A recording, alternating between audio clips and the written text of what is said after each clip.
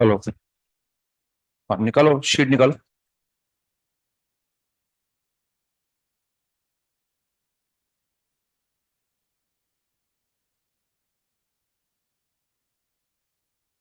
तो एक्सरसाइज 1 से करेंगे शुरू, है ना।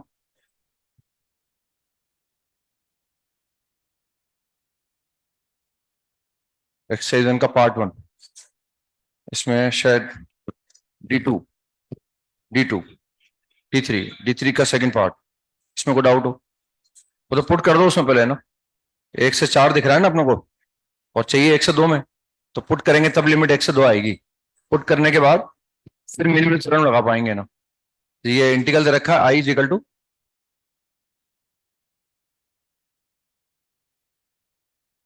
हाँ बिल्कुल आई है। तो ये इंटीग्रल दे रखा है आई इज इक्वल टू 1 से लेकर 4 f(x) × dx। अब हमें जो फंक्शन चाहिए वो अलग तरह का चाहिए। तो पहले इसे पुट कर दो आप, और 1 से 2 में चाहिए अपने को x बराबर टी स्क्वायर पुट कर दो। उसके बाद फिर लगाओ मीन वैल्यू थ्योरम। उसके बाद हम मीन वैल्यू थ्योरम लगा देंगे। x बराबर टी स्क्वायर ये पुट कर दूंगा मैं। तो इससे लिमिट चेंज हो जाएगी। रहेगा तो वो आई, लेकिन तो ये आ जाएगा 1 से लेकर 2। और dx कितना आ जाएगा 2t dt, और ये बन जाएगा f(t²dt)। अब अभी भी आई निकालना है अपने को ना। तो अब हमें दे रखा है, अब हमें दिखाना है कि 1 से 2 के बीच में कोई ना कोई एक ऐसा अल्फा है जहां जो इसके बराबर होगा, है ना। जहां ये वैल्यू 2 अल्फा इंटू अल्फा एफ(अल्फा²) के बराबर होगी। बस अब इसमें मीन वैल्यू थ्योरम लगा दो। ये मान लो कि फंक्शन हमारे पास, ये इसकी मीन वैल्यू कैसे निकालूंगा मैं। 1 से लेकर 2 2t f(t²) dt अपॉन 2 - 1। ये इस फंक्शन की मीन वैल्यू है। इस फंक्शन की मीन वैल्यू है। जैसे इसको अगर मैं φ(t) मान लूं, φ(t) is equal to 2t into f(t²) इसको मैंने φ(t) मान लिया। तो मैं बोल सकता हूं कि भाई 1 से 2 φ(t) dt ये इस φ(t) की मीन वैल्यू हो गई है ना। और मीन वैल्यू का मतलब क्या है, ये जो वैल्यू आएगी ये 1 से 2 के बीच में कम से कम एक नंबर ऐसा मिलेगा जहां इस फंक्शन की वैल्यू इसके बराबर होगी। समझ में आ गया ना। तो कम से कम को सी बोल दो या अल्फा बोल दो। तो ये अल्फा 1 से 2 के बीच में, और कम से कम एक अल्फा 1 से 2 में ऐसा जरूर आएगा जहां इस फंक्शन की वैल्यू इस नंबर के बराबर होगी। समझ में नहीं आ रहा क्या है। आ गया ना समझ में। ये मीन वैल्यू आ गई मतलब इस फंक्शन की। ये फंक्शन, ये जो भी हमने फंक्शन कंसिडर किया है, इसका 1 से 2 के बीच में जो भी मैक्सिमम वैल्यू होगी, जो मिनिमम वैल्यू होगी, उनके बीच में लाई कर रहा है। समझ रहे बात। तो कम से कम 1 से 2 में एक सी या एक अल्फा या एक बीटा ऐसा आएगा जहां इस फंक्शन की वैल्यू इसके बराबर होगी। ये इस फंक्शन की, जो इसको हम इंटीग्रेट कर रहे होते हैं, उसकी मीन वैल्यू है। मीन वैल्यू का मतलब ये मैक्सिमम से मिनिमम के बीच में, यानी ये वैल्यू फंक्शन की रेंज में है।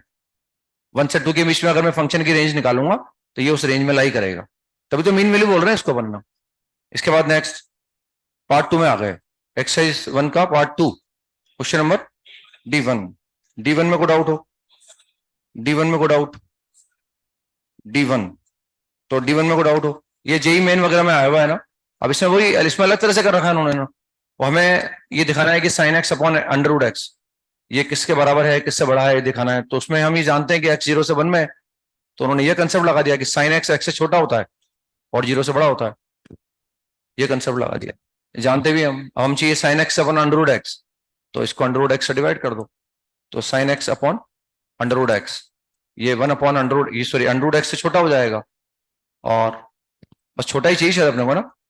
और ये इससे बड़ा हो जाएगा ना 0 से ना। मतलब इसको 0 to 1 इंटीग्रेट कर दो। तो ये तो चाहिए हमें, 0 to 1 इसको इंटीग्रेट करूंगा तो कितना आएगा, 2/3 आ जाएगा। तो जो भी उसको बोल रहे हैं आई, आई 2/3 से कम आ जाएगा। और ऐसे कॉस एक्स में निकालेंगे तो कॉस एक्स में ये नहीं बोल सकते कि एक्स से छोटा होता है, तो उसको 1 से छोटा कर देंगे ना। तो ये cos x is less than 1। मतलब इसमें क्या चाहिए, again cos x upon under root x, इसको फिर डिवाइड कर दो। Cos x upon under root x is less than 1 upon under root x. मतलब इसको इंटीग्रेट कर दो, तो इसको इंटीग्रेट करने पर 2 आ जाएगा। 0 to 1 अगर मैं इसको इंटीग्रेट करूंगा, एक्स की पावर -½ हो गया ना, तो +½ से 2 आ जाएगा वो ना। तो वो 2 से कम आ जाएगा। इसके बाद नेक्स्ट कौन सा, एक्सरसाइज 2 का पार्ट, क्वेश्चन नंबर 11 में कोई डाउट हो। ये कल लिखा जाता ना, मैंने कल लिखा था। अगर a to b उसका इंटीग्रल अगर 0 आ रहा है तो फिर हम कह सकते हैं कि कम से कम एक रूट है। अब जो गिवन इन्फॉर्मेशन है उस गिवन इन्फॉर्मेशन से, ये तो रोज थ्योरम से भी तो कर सकते हैं अपन, क्लास में कराते हैं रोज थ्योरम से आपको ना, जरूर नहीं कि इंटीग्रेशन से किया जाए। सवाल है वो तो उसमें थोड़ी लिखा हुआ है बाई यूजिंग डेफिनेट इंटीग्रेशन।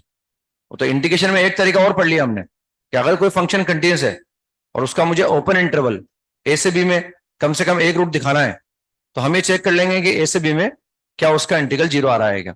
अगर इंटीग्रल जीरो आ रहा है तो डेफिनेटली हम बोल सकते हैं कि कम से कम एक रूट आएगा open interval a to b में। तो जरूर नहीं है उसका यूज करो, आप रोज थ्योरम का यूज कर लो। यहाँ पर जो फंक्शन है हमारे पास, हमें दिखाना है उसका रूट, तो ये फंक्शन कंसिडर कर लिया हमने, ये हमने फंक्शन कंसिडर कर लिया। इसमें सी एक्स स्क्वायर के साथ क्या है सी2, तो हमने ये एज्यूम कर लिया C2 x3/3 plus C one x square upon 2 and plus C2x C0x, ये फंक्शन एज्यूम कर लिया। ये सेम सवाल क्लास में कराते हैं इस तरह का, और C0 C1 C2 की जगह ABC होता है वहां, अपने क्लास नोट्स देख सकते हो बोले आप चाहो तो इसमें रोज थ्योरम लगा दिया हमने। अब ये फंक्शन लिया, ये एक पॉलिनोमियल है, ये हमेशा कंटिन्यूस होगा, डिफरेंशिएबल होगा, और ये इंटरवल ले लिया, तो इस क्लोज इंटरवल में कंटिन्यूस है, ओपन में डिफरेंशिएबल है, दोनों बाउंड्री पॉइंट पे वैल्यू बराबर है इसकी। जीरो पर वैल्यू क्या आ रही है इसकी, 1 पे निकालो, 1 पे जीरो आ जाएगी क्योंकि दे रखा है। तो हेंस इस ओपन इंटरवल के अंदर इसका डेरिवेटिव कम से कम एक बार जीरो, जिसे डिफरेंशिएट करोगे वो आ जाएगा। या इंटीग्रल का कंसेप्ट लगा दिया हमने कि 0 to 1 इसको इंटीग्रेट कर लिया हमने, क्या लिखा हुआ था वो C2x² प्लस का C1x और प्लस C0, इसको इंटीग्रेट कर दो, और 0 to 1 में इसका इंटीग्रल कितना आ गया C2x3/3 plus C1x²/2 and plus का C0x, ये इसका इंटीग्रल आ गया। सॉरी यहाँ 1 आ गया ना, x की जगह हट गया है। जब इंटीग्रेट किया तो इंटीग्रेट करने पर लिमिट भी लगा दी ना मैंने, तो लिमिट लगाने पर आ गया C2/3 प्लस C1/2 और प्लस C0, और ये वैल्यू क्या दे रखी है हमें, तो ये एक कंटिन्यूस फंक्शन है, 0 to 1 में इसका इंटीग्रल जीरो है, तो हेंस ओपन इंटरवल 0 से 1 में इस इक्वेशन का, इस fx बराबर 0 का कम से कम एक रूट आएगा। तो हम ये हो सकता है किसी और ऑप्शन में डाउट आ रहा हो तो वहां मैं कमेंट नहीं कर सकता, मैं 1 से 2 के बारे में कमेंट नहीं कर सकता है ना, या 0 से 1 के बीच में आ रहा है तो मैं ये नहीं बोल सकता कि 1 से 2 के बीच में आएगा, क्योंकि मेरे पास जानकारी नहीं है। मेरे पास आपने जो जानकारी दे रखी है उसमें सिर्फ मैं 0 से 1 में चेक कर सकता हूँ, तो मैं ये बोल सकता हूँ कि 0 से 1 के बीच में कम से कम एक रूट आएगा, उसी को करेक्ट बोल सकता हूँ मैंने। समझ रहे मेरी बात, तो रोज थ्योरम से भी कर लिया, उससे भी कर लिया हमने। इसके बाद नेक्स्ट 15 में को डाउट हो, क्वेश्चन नंबर 15 में को डाउट, 15 के बाद नेक्स्ट 16 में को डाउट हो, वो तो बाईपास लगा दो उसमें ना, यूनिटी को मान लो इंटीग्रेबल, और वो जो साइन ऑफ इंटीग्रल है उसको मान लो डिफरेंशिएबल। तो उसमें दिया हुआ ना, मैं ये 0 to x दे रखा है शायद, क्या 0 to x ही है, तो a1 दे रखा है 0 to x, और हमें दे रखा है अगेन साइन ऑफ इंटीग्रल, और 0 to u लिखा हुआ है शायद ये 0 to u, और f(t) dt, f(t) dt, और इंटीग्रेट कर रहे हैं विद रिस्पेक्ट टू u, और वो a2 दे रखा है हमें, तो यहां से स्टार्ट कर देते हैं, with respect to u integrate कर रहे हैं हम, तो ये लिमिट किसकी है, इसका मतलब ये लिमिट u की है ना, ये जो लिमिट है ये u की है। अब इसको मैं डिफरेंशिएट कर सकता हूं बाय यूजिंग लेबनिज थ्योरम, तो इसको मान लेता हूं मैं डिफरेंशिएबल, और यूनिटी को मान लेता हूं मैं इंटीग्रेबल इंटू 1, या इसको तो इंटू 1, इसको मान लेता हूं मैं इंटीग्रेबल, है ना, क्योंकि देखो अगर वहां देखें ना अपन a1 a2 को अगर मैं कंपेयर करना चाहूं तो वहां सिर्फ एफ ऑफ यू लिखा हुआ है हमारे पास, तो एफ ऑफ यू तब आएगा जब मैं इसको डिफरेंशिएट करूंगा, क्योंकि या तो मैं इन इंटीग्रल्स की वैल्यू निकालूं या एक को दूसरे में कन्वर्ट कर दूं। तो हम देख रहे हैं इसको अगर मैं डिफरेंशिएट करूंगा तो एफ ऑफ यू जनरेट कर पाऊंगा, तो इसको मान रहा हूं मैं डिफरेंशिएबल, और यूनिटी को मान रहा हूं इंटीग्रेबल, और बाईपास लगा दिया इसके अंदर हमने। तो first function will remain as such, क्योंकि इसको हम शायद डिफरेंशिएबल बोल रहे हैं और इसको बोल रहे हैं इंटीग्रेबल, इसको सेकंड फंक्शन बोल रहे हैं, तो first function will remain as such. Integral of unity with respect to u, क्योंकि हम इंटीग्रेट कर रहे हैं विद रिस्पेक्ट टू यू, तो integral of unity with respect to u is u. अब ये लिमिट लगा दो 0 to x, किसकी लिमिट है u की, तो जहां u नजर आएगा वहां एक बार x रख देंगे, और जहां u दिखेगा वहां एक बार 0 रख देंगे, minus sign of integral, now derivative of first function, इसको डिफरेंशिएट कर दो किसके रेस्पेक्ट में, u के रेस्पेक्ट में, क्योंकि अपन इंटीग्रेट u के रेस्पेक्ट में कर रहे हैं, तो कितना आ गया वो f ऑफ u आ गया। Now integral of unity with respect to u du आ जाएगा, पर इस पर लिमिट लगा लो आप, जहां भी u आ रहा है वहां x रख दो, तो एक तो u यहां आ रहा है और एक u यहां आ रहा है, तो क्या बन गया x 0 to x f of t dt, ये ऐसे बन जाएगा, और जब 0 लिखूंगा तो 0 आ जाएगा, जब u की जगह 0 लिखूंगा तो ये पूरा 0 कर देगा, और वो चले जाए हमारे पास minus 0 to x u into F of U D U, u into F of U D U. अब हम जानते हैं भाई इसमें हम इंटीग्रेट कर रहे हैं टी के रिस्पेक्ट में, तो ये टी की लिमिट है। अब इसको मैं 0 to x F of T D T लिखूं या 0 to x F of U D you लिखूं, एक ही बात है ना, ताकि वो एफ ऑफ डी यू बाहर निकाल लूंगा। F of U D you है ना, वो गलती से आगे लिखना मेरा, this is F of U D you. तो क्योंकि आंसर में F of U D you लिखा हुआ है तो हमने ऐसा कर दिया उसको ना, इसको ऐसे लिख दिया हमने x and this 0 to x F of U D you. सिर्फ वेरिएबल चेंज कर देने से हमारा काम चेंज नहीं होगा, और minus 0 to x u into F of U D you. मतलब वो जो a2 लिखा हुआ है वो ये तो लिखा हुआ है, वो a2 ये लिखा हुआ है, देखो ध्यान से, ये लिखा है ना, बस ये वन बराबर a2 आ गया इसका मतलब। इसके बाद नेक्स्ट 17 में को डाउट हो, वो तो लॉग ले लेंगे अपन है ना, नहीं हुआ क्या, लॉग ले लिया, और लॉग लेते ही जो है प्रोडक्ट है ना भाई, ये प्रोडक्ट की पावर लगी हुई है, तो लॉग लेते हुए पावर आगे आ गई और वो समेशन में आ गए हमारे पास, नहीं हुआ क्या, हाँ हो गया ना, बताऊं उसको। इसके बाद नेक्स्ट पार्ट 2 का क्वेश्चन नंबर कौन सा 7, 11 में को डाउट हो, तो वही हमें एन इसमें 2 से बढ़ा दे रखा है, x 0 से हाफ में, एक बार मुझे 1/2 चाहिए और एक बार मुझे π/6 चाहिए, ऐसा ऑप्शन से मालूम पड़ रहा है अपने को, एक बार π/2 चाहिए और एक बार, तो उसमें देखो π/2 तब आएगा जब साइन इनवर्स बनेगा, मतलब 1/√1 माइनस एक्स स्क्वायर आना चाहिए ना, और वो 1/2 तब आएगा जब 1 बन जाए, यानी 1 को इंटीग्रेट करूं, क्योंकि 0 से हाफ इंटीग्रेट कर रहा हूं ना मैं, तो सिर्फ अगर मैं 1 को इंटीग्रेट करूंगा तो हाफ मिलेगा, और 1/√1 माइनस एक्स स्क्वायर को इंटीग्रेट करूंगा तो π/2 मिलेगा ना। तो मुझे ये चाहिए कि हमें ये दिखाना है, मतलब ये जो इंटीग्रल लिखा हुआ है, यानी पहले हमने सोच लिया भाई हमें ये दिखाना है this is less then 1/√1 minus x square, और ये दिखाना है कि 1 से बड़ा है, 0 से हाफ में ऐसा होगा। उसके बाद फिर मैं इंटीग्रेट कर दूंगा, इसको इंटीग्रेट करूंगा साइन इनवर्स एक्स आएगा, लिमिट लगाऊंगा तो π/2 आ जाएगा, इसको इंटीग्रेट करूंगा तो हाफ आ जाएगा, ये मुझे लाना है ना। ये लाने के बाद आपकी कोई दिक्कत नहीं ऐसा लिखने के बाद, तो सिंस x 0 से हाफ में, तो हमें एक तो इसको कंपेयर करना है, इसको कंपेयर करना है, तो क्या बोल सकते हैं x की पावर n, क्योंकि ये पावर 2 से बड़ी है और वो 0 से छोटा है, 1 से छोटा है, तो this is less than x square and greater than 0। बस अब माइनस साइन चाहिए तो माइनस साइन लगा दो, तो minus x to the power n बड़ा होगा माइनस एक्स स्क्वायर से, लेस देन होगा 0।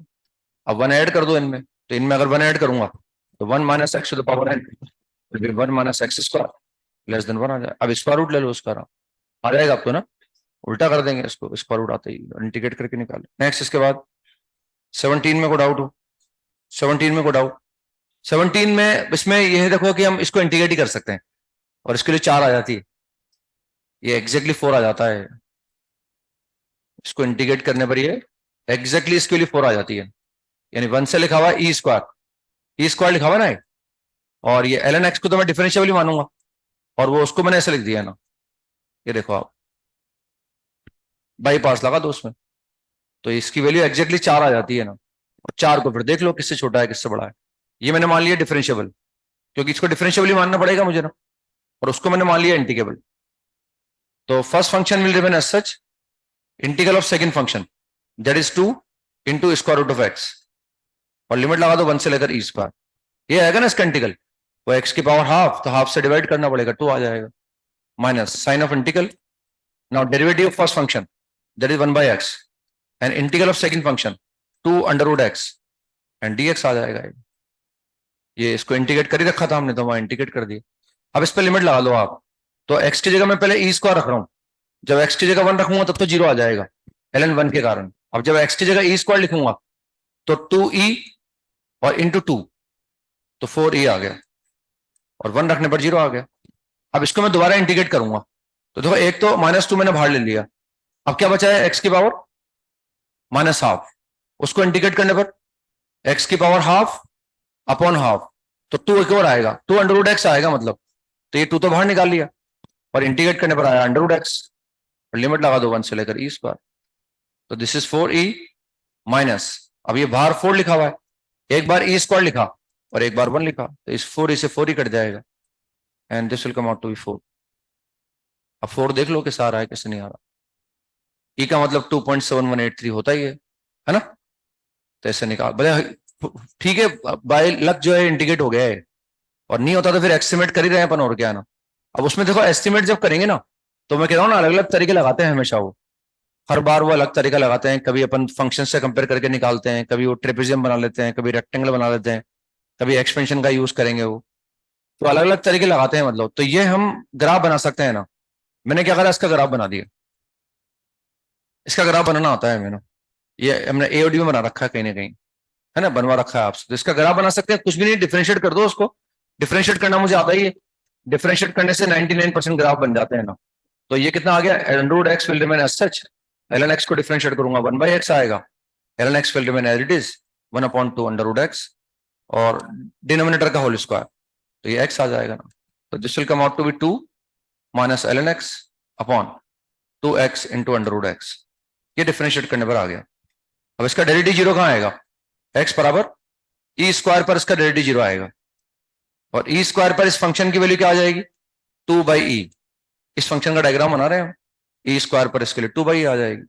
तो यहां अब देखना है या तो मैक्सिमम आएगा या मिनिमम आएगा, टेंजेंट या हॉरिजेंटल है, तो साफ साफ दिख रहा है। अगर x ई स्क्वायर से बड़ा होगा तो नेगेटिव हो जाएगा ये, डिक्रीजिंग।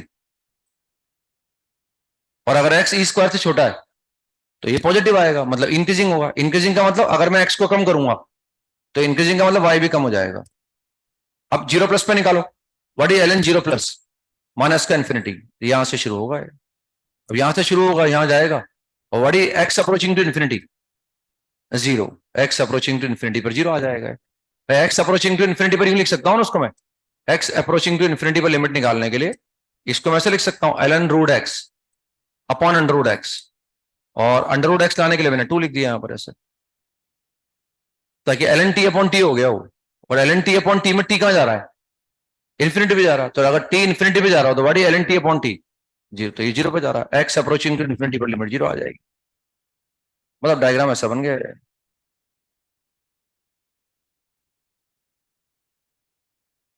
ये डायग्राम ऐसा बन जाएगा। अब इसमें अगर मैं रेक्टेंगल का इस्तेमाल करूंगा तो हम देख रहे हैं ये तो ई स्क्वायर है, और ये पॉइंट क्या होगा, ये एक्स बराबर 1 होगा, ये एक्स बराबर 1 हो जाएगा। तो अगर मैं रेक्टेंगल का इस्तेमाल करता हूँ, भाई ये जो वैल्यू आ गई, मैक्सिमम वैल्यू जो आ गई, उससे अगर मैं रेक्टेंगल बना रहा हूं तो इस रेक्टेंगल का जो एरिया आएगा उस रेक्टेंगल के एरिया से कम आएगा ये एरिया, क्योंकि हम निकालना चाह रहे हैं 1 से लेकर ई स्क्वायर, उसको इंटीग्रेट करना चाह रहे हैं l n x upon under root x को। ये किसका डायग्राम बना हुआ है, l n x upon under root x का डायग्राम बना हुआ है, और उसको मैं 1 से ई स्क्वायर इंटीग्रेट कर रहा हूं, तो मैं जो निकालूंगा वो तो ये वाला आएगा, और हम उसको नहीं निकाल पा रहे। ये हमने निकाल लिया, वो 4 आ गया। तो कोई बात नहीं भाई, हमने ऐसा अप्रोक्सीमेट किया, तो ये जो रेक्टेंगल है इसका एरिया कितना आएगा, E square minus 1 into 2/e। तो ये ए ऑप्शन में लिखा हुआ है और एक्स सी ऑप्शन में लिखा हुआ है। तो हम देख रहे हैं हमारा जो एरिया आने वाला है वो इस रेक्टेंगल के एरिया से कम आएगा। Therefore A is incorrect and C and D is correct. A और डी में लिखा हुआ है ना, ये सेम वैल्यू ए और डी में लिखी हुई।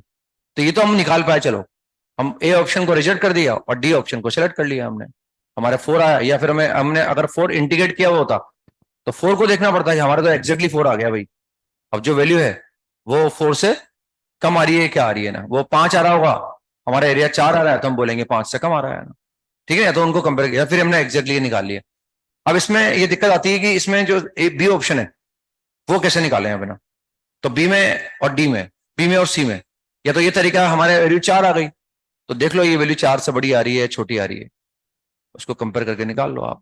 या तो वो तरीका है कि कंपेयर करके निकालें अपन। या देखो उसमें क्या है, ऐसे देखो लिखा हुआ है 1/√e आ रहा है उसमें, एक 1/√e।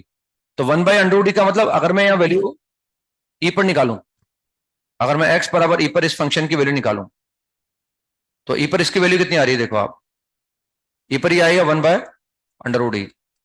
इस फंक्शन की वैल्यू 1 पर ही आएगी ना। ठीक है ना, ऐसा आ गया हमारे पास वैल्यू। अब इसमें क्या है, हमारे पास जो वो लिखा हुआ है तो उसको ध्यान से देखें अगर अपन, तो उसमें जो बी और डी ऑप्शन में लिखा हुआ है तो वो कहीं ना कहीं लिखा हुआ है E-1 इंटू 1/√e लिखा हुआ है। एक टर्म ये भी उसके अंदर, अगर मैं मल्टीप्लाई कर दूं तो उसके अंदर एक टर्म ये है। अब इसको ध्यान से देखो आप, this is representing the area of this rectangle, ये इस रेक्टेंगल का एरिया आ रहा है, ये इस रेक्टेंगल का एरिया आ रहा है। ठीक है, मुझे जो एरिया निकालना है वो ये वाला निकालना है। हम जिसको इंडिकेट कर रहे हैं वो एरिया हमारा ये है, हम इस एरिया में इंटरेस्टेड है। तो हमने क्या करा, एक तो 2/e जो इसकी वैल्यू आई उससे रेक्टेंगल बना दिया, उससे तो कम आई गया, उससे तो ए और डी ऑप्शन चेक हो गया। अब हम बोल रहे हैं हमारा जो एरिया आने वाला है, जो येलो वाला एरिया है, वो एक तो इस रेक्टेंगल का एरिया निकालो, और एक आप इस रेक्टेंगल का एरिया निकालो। अगर मैं इन दोनों रेक्टेंगल का एरिया निकाल के जोड़ दूं, इन दोनों रेक्टेंगल का एरिया निकाल के जोड़ दूं, तो ये उस येलो वाले एरिया से ज्यादा आएगा कम आएगा? और इन दोनों का एरिया वो सी ऑप्शन में लिखा हुआ है। अब यहां दो रेक्टेंगल से अप्रोक्सीमेट किया उन्होंने, तो या तो हमने 4 निकाल लिया, देखो है ना। अब मैं, मेरी समस्या नहीं है, मतलब मैं आपकी मदद कर रहा हूं, हर संभव तरीके से बता रहा हूं मैं तो आपको। वो समस्या है उसमें, मतलब है ना, कि वो अब मैं दो रेक्टेंगल का लेकर देखूं, तो इसलिए सवाल इसलिए बता रहे हैं हम करके आपको, ताकि दिमाग में रहे आपके हर बात कैसे नहीं किया। फिर मैंने इंटीग्रेट करके भी बताया आपको, उसमें 4 आ गए। अब हम देख लेंगे वो जो वैल्यू है, वो हमारा एरिया 4 आ रहा है, और वो अगर वो 5 आ रहा होगा, अगर वो वैल्यू 5 आ रही होगी जो बी ऑप्शन में लिखी हुई है या सी ऑप्शन में, तो हम बोल देंगे हमारे एरिया तो 5 से कम आएगा भैया ना। समझ रहे हैं? हम एग्जैक्ट एरिया भी निकाल पाए क्योंकि हम उसको इंटीग्रेट कर पाए। नहीं निकाल पाते तो फिर हम ऐसे देखते हैं भाई ये दोनों, अब इसके इस पहले वाले रेक्टेंगल का एरिया कितना आएगा, E-1 इंटू 1/√E। अब दूसरे वाले रेक्टेंगल का एरिया कितना आएगा, E² - E और इंटू 2/E। अब इनको जोड़ दो आप, तो वो बी ऑप्शन में जो लिखा हुआ है वो एक्सप्रेशन आ जाता है इससे, या जो सी में लिखा हुआ, बी और सी में सेम ही है ना, तो वो एरिया आया था, सेम ही तो है एक्सप्रेशन शायद। हाँ बस वो देखना है आपने को, एक में बड़ा लिखा हुआ है एक में छोटा लिखा हुआ है, तो हमारा आप बी आंसर करेक्ट होगा, क्योंकि हमारा जो एरिया आएगा वो इस एरिया से कम आ जाएगा ना। क्लियर हो गया? ठीक है ना, ऐसा नहीं। इसके बाद नेक्स्ट पार्ट 3 का क्वेश्चन नंबर 13 में को डाउट हो। 13 तो हो गया ना, वो एक्स वगैरह बाहर निकाल लिया अपने, एक को ए मान लिया एक को बी मान लिया। 14 में को डाउट हो। 14 में या तो एफ एक्स हम हमें दे रखा है, और बेसिकली हमें ए और बी निकालना है, तो मतलब हमें जो है ए और बी की वैल्यू निकालने के लिए एक इक्वेशन और दे रखी है। एक तो क्लियर कट एफ एक्स दिया हुआ है, तो एफ एक्स हमें दे रखा है, f x is equal to, f x हमें क्लियर कट दे रखा है, this f x is equal to, f x is equal to a x plus b n plus into E raise to power x, ये हमें दिया हुआ है। और इसके बाद जो है हम आगे एक इक्वेशन और है हमारे पास, तो उसमें हमें दिया हुआ है कि f x is equal to, क्या लिखा है इंटीग्रल में, लिमिट क्या है 0 से x, 0 से x लिखा हुआ है, फिर E raise to power X minus Y है, फिर इंटू एफ डैश वाई हमारे पास है, फिर डी वाई साथ में लिखा हुआ है, फिर -x² प्लस x प्लस 1 और into E raise to power x लिखा हुआ है। ये ऐसे लिखा हुआ है, और हमें ए और बी निकालना है, तब जाके हम a² प्लस b² को निकाल पाएंगे। तो एफ एक्स हमारे पास ऑलरेडी है, तो रख देते हैं इसको यहाँ पर बस, और क्या, इसको रख दो यहाँ एफ एक्स को, भाई ये इक्वेशन आ जाएगी और कहीं ए और बी कंपेयर हो जाएंगे, इसमें अपने आप ए और बी आ जाएगा। तो दे रखा है ना भाई, इसको रख दो यहाँ चाहो तो आप। ये ऐसा कर सकते हैं, देखो हम ध्यान से देखो, आप मैं इंटीग्रेट कर रहा हूँ विद रिस्पेक्ट टू वाई, तो मैंने इसको ऐसे लिखा, ई रेस टू पावर एक्स को मैं बाहर निकाल सकता हूँ, है ना, तो मैंने क्या करा, उसको बाहर निकाल लिया।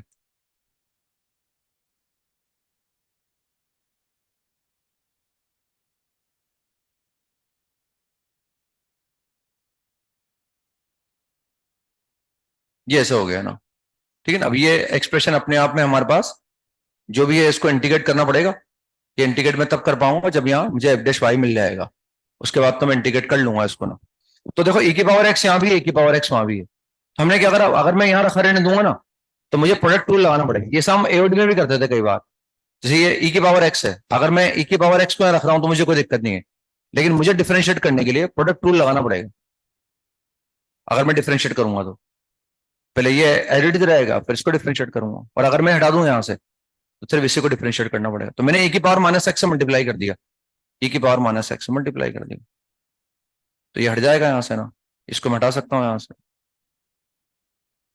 और इसको भी मैं यहाँ से हटा सकता हूँ। अब डिफरेंशिएट करना मेरे लिए आसान रहेगा।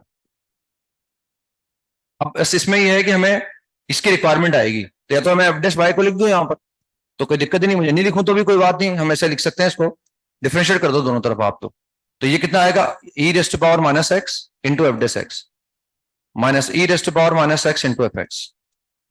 सही है ना, ये ऐसा आ जाएगा हमारे पास। ये प्रोडक्ट रूल, ये आसान, ये कम टाइम लगा लिखने में, वहां लिखने में ज्यादा टाइम लगता प्रोडक्ट रूल में, इसलिए मैंने ई की पावर एक्स को लेके आ गया। अब बस इसको डिफरेंशिएट कर दो by using Lebanese theorem, derivative upper limit is 1, वहां 1 आ जाएगा, 0 से 0 आ जाएगा, -2x प्लस 1, और ये इससे हट जाएगा यहाँ से, और एफ एक्स निकाल लिया मैंने वापस, therefore F x is equal to 2x plus 1 into E raise to power X. Now what is F X, A x plus B, तो ए बराबर 2, बी बराबर 1, तो A is equal to 2 and B is equal to 1। बस यहां से आ जाएगा ना, यही थे शायद, है ना। तो आगे चलते हैं हम।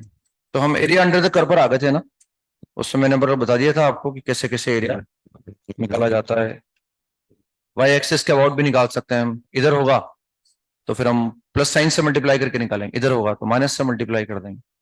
ये कल समझाया था मैंने आपको ना। और थोड़ा इधर होगा और थोड़ा उधर होगा, तो उधर वाले को प्लस साइन से ले लेंगे, इधर वाले को माइनस साइन से। जैसे एक्स एक्सिस पर लिमिट लेते हैं, 7 मान ले लेते हैं ना। एक पॉइंट और लिखे इसमें,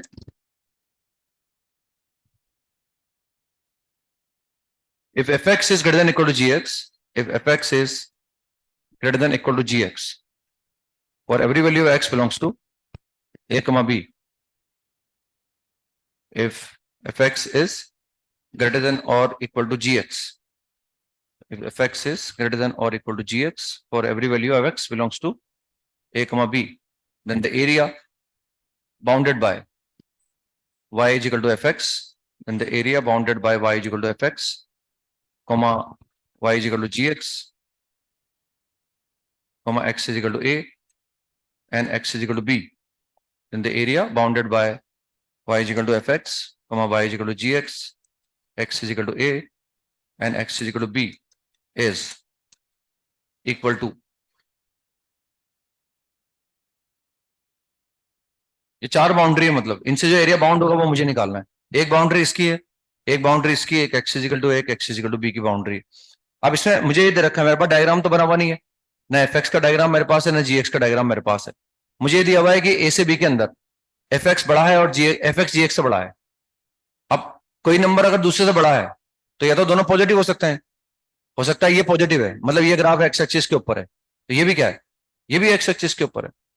और अगर दोनों एक्स एक्सिस के ऊपर होंगे तो भी एरिया निकालने में दिक्कत नहीं आएगी। हो सकता है ये नेगेटिव हो, ये भी नेगेटिव हो, लेकिन ये कम नेगेटिव हो, ये ज्यादा नेगेटिव हो सकता है ये पॉजिटिव हो सकता है ये नेगेटिव हो।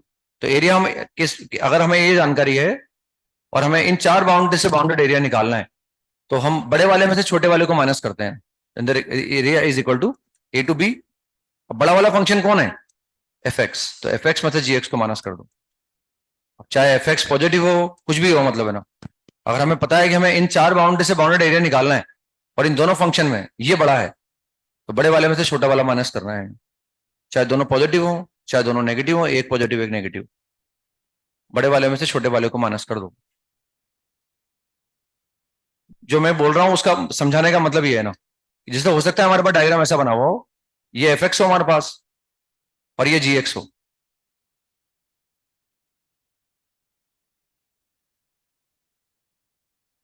ये जी एक्स हो, तो ये डायग्राम है एफ एक्स का, और ये डायग्राम है y equal to g x का, और ये डायग्राम है y equal to g x का। तो हमें चाहिए area bounded by y equal to f x, y equal to g x, x axis x is equal to a and x is equal to b. ये area निकालना चाहता हूं मैं, तो ये एरिया ऐसा आ जाएगा ना। हमें ए टू बी में क्या करना है, बड़ा फंक्शन कौन है, ऊपर कौन है, एफ एक्स में से जी एक्स माइनस करना है, ये हमें माइनस करना है। और वो क्लियर कट दिख रहा है कि आ जाएगा। कैसे आएगा भाई, अगर मुझे एरिया निकालना है तो पहले मैंने क्या करा, ए टू बी एफ एक्स को इंटीग्रेट कर दिया, ये इंटीग्रेट कर दिया। लेकिन इस एरिया के अंदर जब मैंने ये इंटीग्रेट किया तो इस एरिया के अंदर ये पोर्शन आ गया, ये पोर्शन एक्स्ट्रा आ गया। अब ये मुझे माइनस करना है, तो कैसे माइनस करूं, माइनस ए टू बी और जी एक्स डी एक्स। माइनस ही तो हो गया है, क्योंकि जी एक्स क्या ऊपर है, तो ये माइनस ये एरिया कौन सा आ गया, ये वाला एरिया आ गया। नहीं आ रहा समझ में, तो अल्टीमेटली वो F x minus g x हो गया ना। मतलब मैं बता रहा हूँ कि ये लिखना हमेशा वैलिड है, मुझे बताना नहीं चाहिए, मेरा बोलना पर्याप्त है, भाई बोल रहे हैं इस तरह होगा, इसका मतलब ये है ना। फिर भी अपन समझ रहे हैं कि अगर मैं दो कैरोस से बाउंडेड एरिया निकाल रहा हूं, तो मैं ऊपर वाले में से जो बड़ा होगा ना उसमें से छोटा वाला माइनस कर दूंगा, और जहां से जहां तक कम एरिया निकाल रहा हूं ना। मान लो डायग्राम ऐसा होता तो दिक्कत आती, मान लो डायग्राम ऐसा होता, एफ एक्स का डायग्राम ऐसा बन रहा हो, एफ एक्स का डायग्राम ऐसा बन रहा है और जी एक्स का डायग्राम ऐसा बन रहा है, जी एक्स का डायग्राम यू बन रहा है। मान लो ये एक्स इजिकल टू ए हमारे पास, ये एक्स इजिकल टू बी है, और ये एफ एक्स का डायग्राम है, ये जी एक्स का डायग्राम है।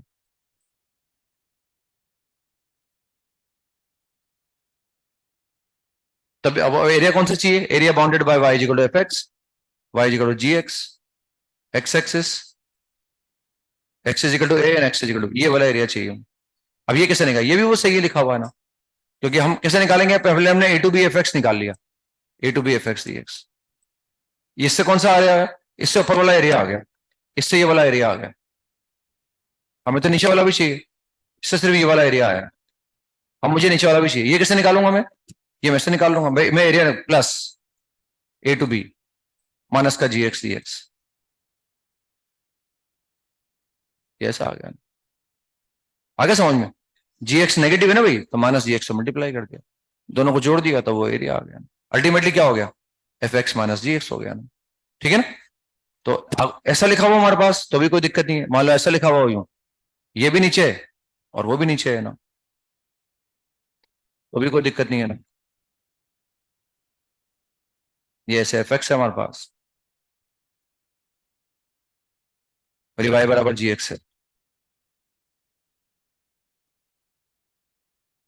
ये एक्स इजिकल टू ए है और ये एक्स इजिकल टू बी है, तो area bounded by y equal to f x, y equal to g x equal to a and x equal to b, ये एरिया निकालना है। तो इसमें क्या कर रहा हूं मैं, इसमें निकालने के लिए हमने पहले A to B F X D X को इंटीग्रेट किया, ये ऐसे समझते हैं ना, हम तो एरिया निकाल रहे हैं, तो एरिया ऐसे निकाल लेते हैं अपन, हम अगर ये वाला एरिया निकालना चाहते हैं तो ये एरिया निकालने के लिए पहले हमने ऐसा किया, ए टू बी माइनस का जी एक्स डी एक्स, हमें तो नहीं आता फॉर्मूला, हम एरिया निकाल रहे हैं खुद ही, ये मैंने इंटीग्रेट कर दिया, तो ये कोई एरिया कौन सा आया, इसमें व्हाइट वाला भी आ गया और येलो वाला भी आ गया, ये भी तो आ गया इसमें, जी एक्स तो ये नीचे है ना हमारे पास, तो ए टू बी हमने माइनस जी एक्स को इंटीग्रेट किया था, पूरा एरिया आ गया, अब मुझे येलो वाला क्या करना है, माइनस करना है, येलो वाला एरिया निकालना होता तो मैं a to b minus f x को इंटीग्रेट करता, लेकिन अगर मैं a to B F x को इंटीग्रेट करूंगा तो अपने आप नेगेटिव आएगा वो, है ना, तो मैंने इसको ऐड कर दिया प्लस ए टू बी और एफ एक्स डी एक्स, ये एरिया नहीं आया अब, है ना, ये एरिया नहीं आया, ये इस एरिया की नेगेटिव वैल्यू आ गई हमारे पास, समझ रहे हैं? बस वो अल्टीमेटली वही हो गया, a to B F x minus g x, तो किसी भी परिस्थिति हो मतलब ऊपर वाले में से नीचे वाले को माइनस करना है अपने को, ऊपर वाले में से नीचे वाले को माइनस करना, और अगर वाई एक्सेस के अबाउट होगा तो ये देख लेंगे, मान लो ये वाई एक्सेस के अबाउट निकालना हो तो भी ये दिक्कत नहीं है ना, मान लो मैं ये वाला एरिया निकालना चाह रहा हूँ, अब मैं ये वाला एरिया निकालना चाह रहा हूँ, अब इसमें बड़ा कौन है, इसमें ये बड़ा है क्योंकि ये ज्यादा, इसका एक्स ज्यादा पॉजिटिव होगा, इसका एक्स कम नेगेटिव होगा, समझ में आ गया आपको ना, थोड़ा उधर होगा इधर होगा तो इधर वाले को माइनस कर देंगे अपने, समझ पा रहे हैं आप तो ना, दिखा भी दिया मैंने ना। तो ऐसे डायग्राम बना सकते हैं हम, और ये ऐसी परिस्थिति होगी तो फिर एरिया को निकालने के बारे में सोच, इसको सी से डी लिख सकते हैं चाहे दोनों, डायग्राम बनाई दिया मैंने, तो इसको मान लो आप, this is x equal to g of y f of y, मान लो x equal to f of y, और इसको मान लो x equal to g of y, और ये वाला एरिया अगर निकालूंगा मैं तो this is c to d, बड़ा कौन है हमारे पास, f of y, f of y में से हम जी ऑफ वाई को माइनस कर देंगे, बस एक्स एक्सिस के अबाउट देखते हैं तो ऊपर नीचे देखते हैं, ऊपर वाला पॉजिटिव नीचे वाला नेगेटिव, इसमें इधर हो राइट में तो पॉजिटिव लेंगे, इधर वाले को नेगेटिव कर देंगे ना, तो ऐसे एरिया निकालते हैं, बाकी डायग्राम वगैरह सब हम जानते हैं ना, ट्रांसफॉर्मेशन भी पढ़ रखा है हमने 11th क्लास में, तो कोई दिक्कत आती नहीं है अपने को ना, सवाल करना स्टार्ट करते हैं हम, देखिए फाइंड द एरिया,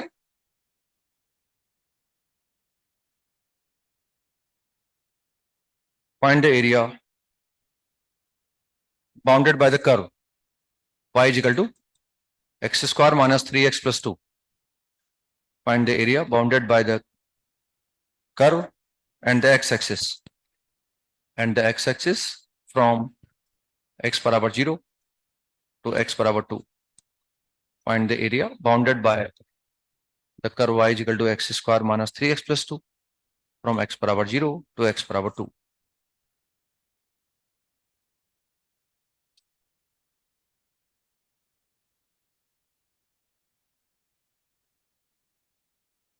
तो आसान है, डायग्राम बनाना आता है, मैं क्वाड्रेटिक माउथ ओपनिंग अपवर्ड का ना, बस फटाफट डायग्राम बना दो, तो इसका फैक्टर हो गए, एक बार 1 पे 0 आ गया, एक बार 2 पे 0 आ गया,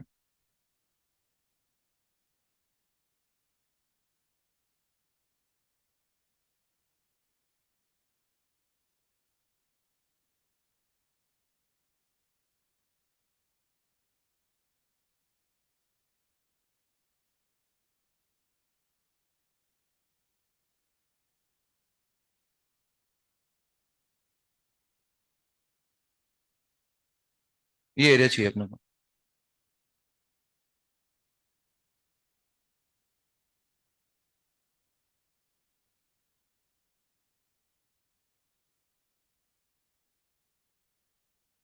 ठीक है ना, ऐसे डायग्राम बना दिया।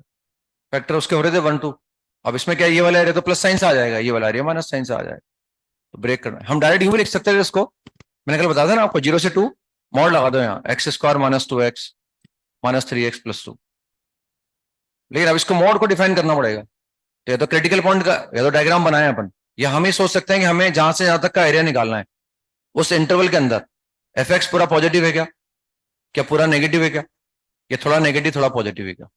जरूरी नहीं डायग्राम बनाओ, कभी आपको लगे डायग्राम बनाने में टाइम ज्यादा लग रहा है, मैं बिना डायग्राम बनाए ये सोच पाऊंगा कि 0 से 2 के बीच में क्या ये पूरा पॉजिटिव है क्या, क्या पूरा नेगेटिव है क्या, ये थोड़ा पॉजिटिव थोड़ा नेगेटिव है, फिर डायग्राम की जरूरत नहीं है अपने को ना।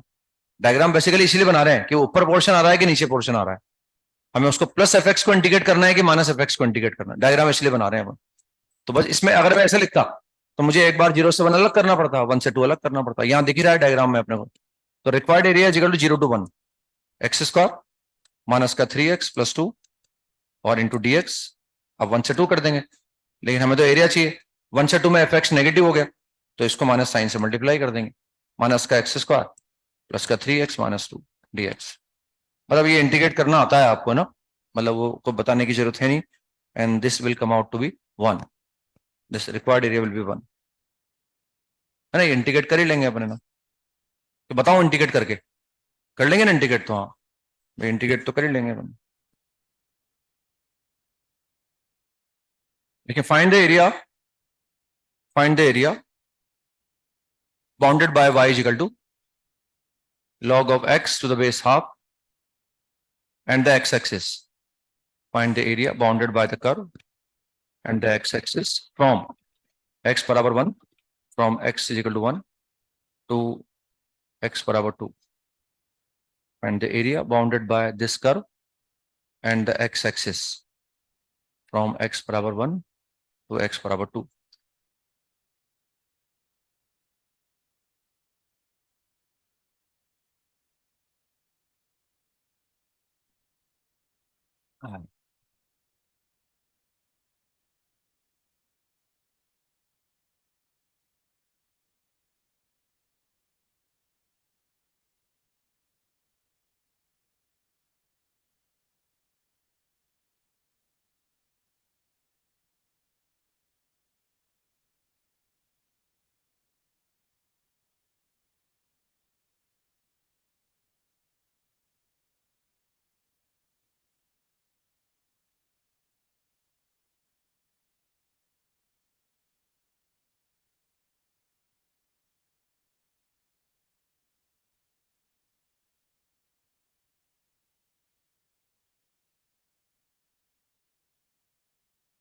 तो इसमें इंटीग्रेट करने में दिक्कत आएगी अपने को ना, क्योंकि लॉग में चाहे इंटीग्रेट करो चाहे डिफरेंशिएट करो वो तब कर सकते हैं जब उसका बेस ई हो।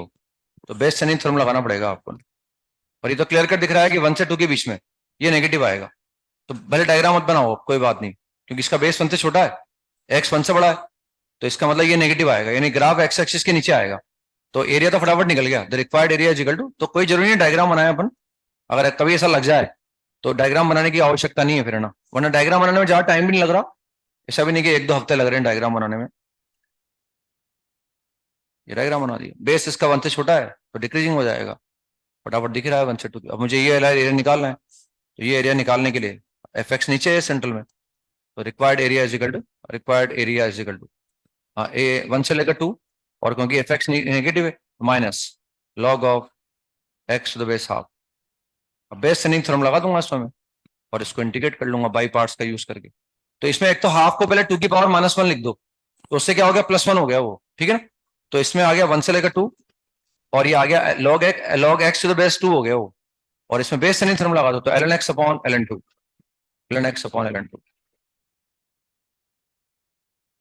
हो गया क्लियर।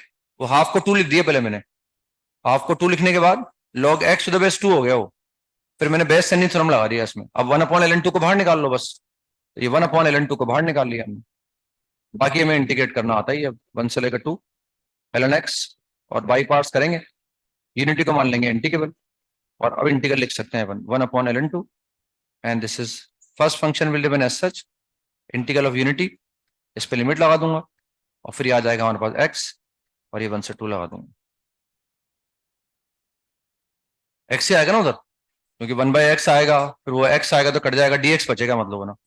तो दिस इज 1/ln2, और इंटीग्रेट करने पर ये कितना आ गया, दिस इज 2 इंटू ln2, 1 से तो 0 आ जाएगा, -1, ये ऐसा आ गया, सही है ना। तो this is 2 minus, this is 2 minus log of e to the base 2, ये ऐसा आ जाएगा, 2 minus log e to the base 2, सही लिखा है, वो उल्टा कर दिया उसको मैंने ना, गलत लिखा है, सही है शायद है ना, वो उल्टा कर दिया ना, इसको नीचे वाले को ऊपर ले जाऊंगा अगर मान लो मैं, कुछ गलत कर दिया कि मैंने, 2 पर 2 ही आएगा ना, 1 से 2 ही कर रहा हूँ ना इंडिकेट, तो आंसर ये कितना आ जाएगा, 2 माइनस, हाँ सही है मेरे हिसाब से आंसर, कोई दिक्कत नहीं है, सही है भाई, ये इंडिकेट सही किया है मैंने, और सही करके ये सही लिखा है, इसमें ln2 को अंदर ले गया मैं, तो ये 2 बन जाएगा, और 2 बनने के बाद इसको जब ऊपर ले जाते हैं तो बेस और नंबर इंटरचेंज हो जाता है, तो बेस यहाँ पर ई है तो नंबर बन जाएगा और नंबर बेस बन जाएगा, sir this is the correct answer. तो ऐसा बस एरिया निकाल के फटाफट कैलकुलेट कर लो आपने। देखिए find the area bounded by, find the area bounded by y is equal to sin inverse x, y is equal to sin inverse x, and the x-axis, and the x-axis, find the area bounded by y is equal to sin inverse x, and the x-axis from x बराबर 0 to x बराबर 1, find the area bounded by y is equal to sin inverse x, and the x-axis, लिखा है ना वो sin inverse x, and the x-axis from x बराबर 0 to x बराबर 1।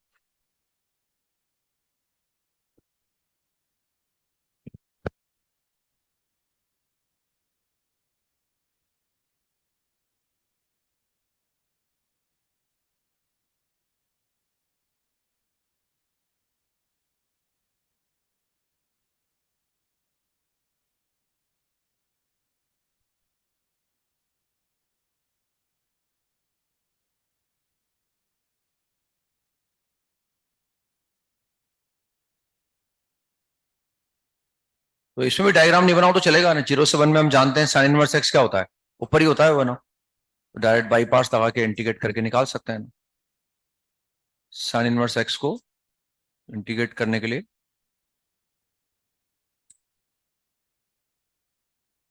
हो गया ना, तो आंसर इज π/2 - 1, आंसर इज π/2 - 1। ये हम डायग्राम जानते हैं sin इनवर्स x का, ये y इक्वल टू x हमारे पास है, तो sin x y equal to x के नीचे रहता है, अगर sin x का डायग्राम बनाऊंगा तो वो y इक्वल टू x के नीचे से निकलता है, तो sin इनवर्स x का कहां से निकलेगा, ऊपर से निकलेगा।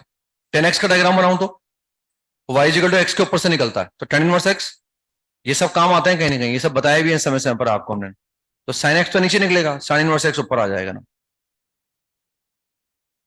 डायग्राम बनेगा sin इनवर्स x का ऐसा, 0 से 1 के बीच में डायग्राम ऐसा बन जाएगा, वो तो पूरा डायग्राम तो यूं बन जाएगा ऐसा ना, sin इनवर्स x का डायग्राम। तो बस हमें ये वाला एरिया निकालना है, हमें sin इनवर्स x और x एक्सिस के बीच का एरिया निकालना है, जो x बराबर 0 से x बराबर 1 के बीच का है ना, x बराबर 0 से x बराबर 1 के बीच का है, ये एरिया निकालना है। तो इस एरिया को निकाल सकता हूं मैं, क्या करूं, 0 to 1 इंटीग्रेट कर दूं बस, 0 to 1, और sin इनवर्स x को इंटीग्रेट कर दूंगा और बाई पार्ट्स लगा दूंगा इसमें, यूनिटी को मान लूंगा इंटीग्रेबल और इसको मान लूंगा डिफरेंशिएबल, कर लिया होगा सबने ना, and the answer will come out to be π/2 - 1। अब देखो इसमें इतना करने की जरूरत नहीं है हमें, हम ऐसा निकाल सकते हैं कि हम जानते हैं x बराबर 1 पर ये हाइट कितनी है, π/2 है, तो मैं क्या करूं, मैं इस रेक्टेंगल का एरिया निकाल लेता हूं, जो आसान है, what is the area of this rectangle, π/2, अब उसमें से मैं ये एरिया माइनस कर देता हूं, ये वाला एरिया माइनस कर देता हूं, आपको लगेगा सर वो भी तो निकालना पड़ेगा, उसमें टाइम कम लगेगा, मैं इस डायग्राम को निकालूंगा टाइम, क्योंकि यहां मैंने बाईपास लगाया है, ऐसा नहीं कि मेरे को 1-2 दिन लग गए इसको निकालने में, ऐसा नहीं है ना, लेकिन कंपेरेटिवली टाइम कम लगेगा अगर मैं ग्रीन वाला एरिया निकालूंगा तो। कैसे, देखो अगर मैं ग्रीन वाला एरिया निकालूंगा तो मैं ये करूँ, जो भी हमारे पास है ये, और वाई एक्सिस से बाउंडेड एरिया निकाल रहा हूं, तो लिमिट किसकी लगाऊंगा मैं, वाई की निकालूंगा, तो 0 to π/2, लिमिट किसकी है, वाई की, तो क्या आएगा dy, और अगर dy आएगा तो यहाँ क्या आएगा, x आएगा, यहाँ पर x आएगा, यानी ये फंक्शन y में आएगा। इसका मतलब हमारे पास ये फंक्शन कौन सा है, y बराबर साइन इनवर्स x। मुझे x चाहिए, x बराबर साइन y, और साइन y को जल्दी इंटीग्रेट कर सकता हूं मैंने, सिंस हमारे पास y बराबर साइन इनवर्स x है। समझ रहे मेरी बात? तो मुझे यहां से x निकालना है, तो ऑलवेज में इसको लिख सकता हूँ 0 से π/2, और आ जाएगा साइन y dy, और मैं इसको बड़ी आसानी से इंटीग्रेट माइनस कॉस π/2, 1 आ गया है। तो उस रेक्टेंगल के एरिया में से मैंने 1 को माइनस कर दिया, ग्रीन वाले को। आ गया ना समझ में? तो ऐसे निकाल सकते हैं मतलब।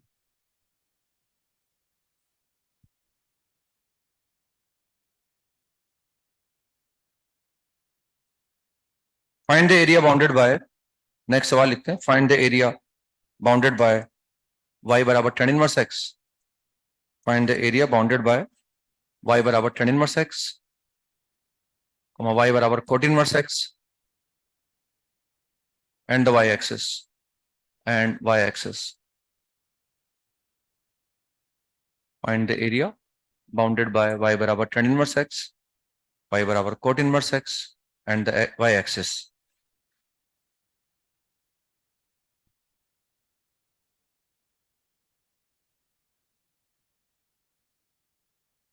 And the y axis.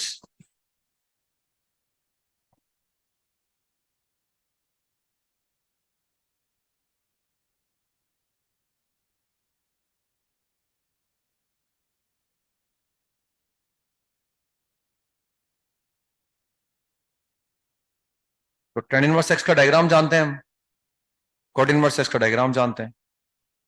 Way diagram बहुत तेजी से याद रहने चाहिए, वही इनवर्स ट्रिग्नोमेट्री काम आ रही हो वापस।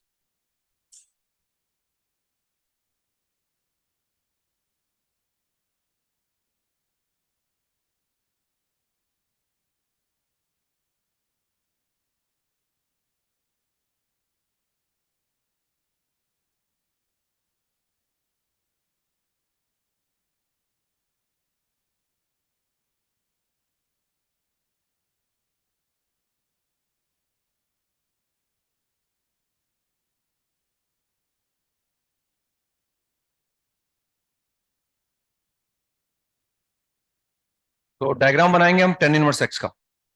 इसका डोमेन क्या होता है, r, और tan इनवर्स x की रेंज क्या होती है, -π/2 से π/2। तो डायग्राम tan इनवर्स x का बनेगा ऐसा, tan इनवर्स x का डायग्राम ऐसा बनता है, ये -π/2 से π/2 के बीच में आ जाएगा ना। रेंज इंपॉर्टेंट होती है, रेंज याद रखना इंपॉर्टेंट होता है।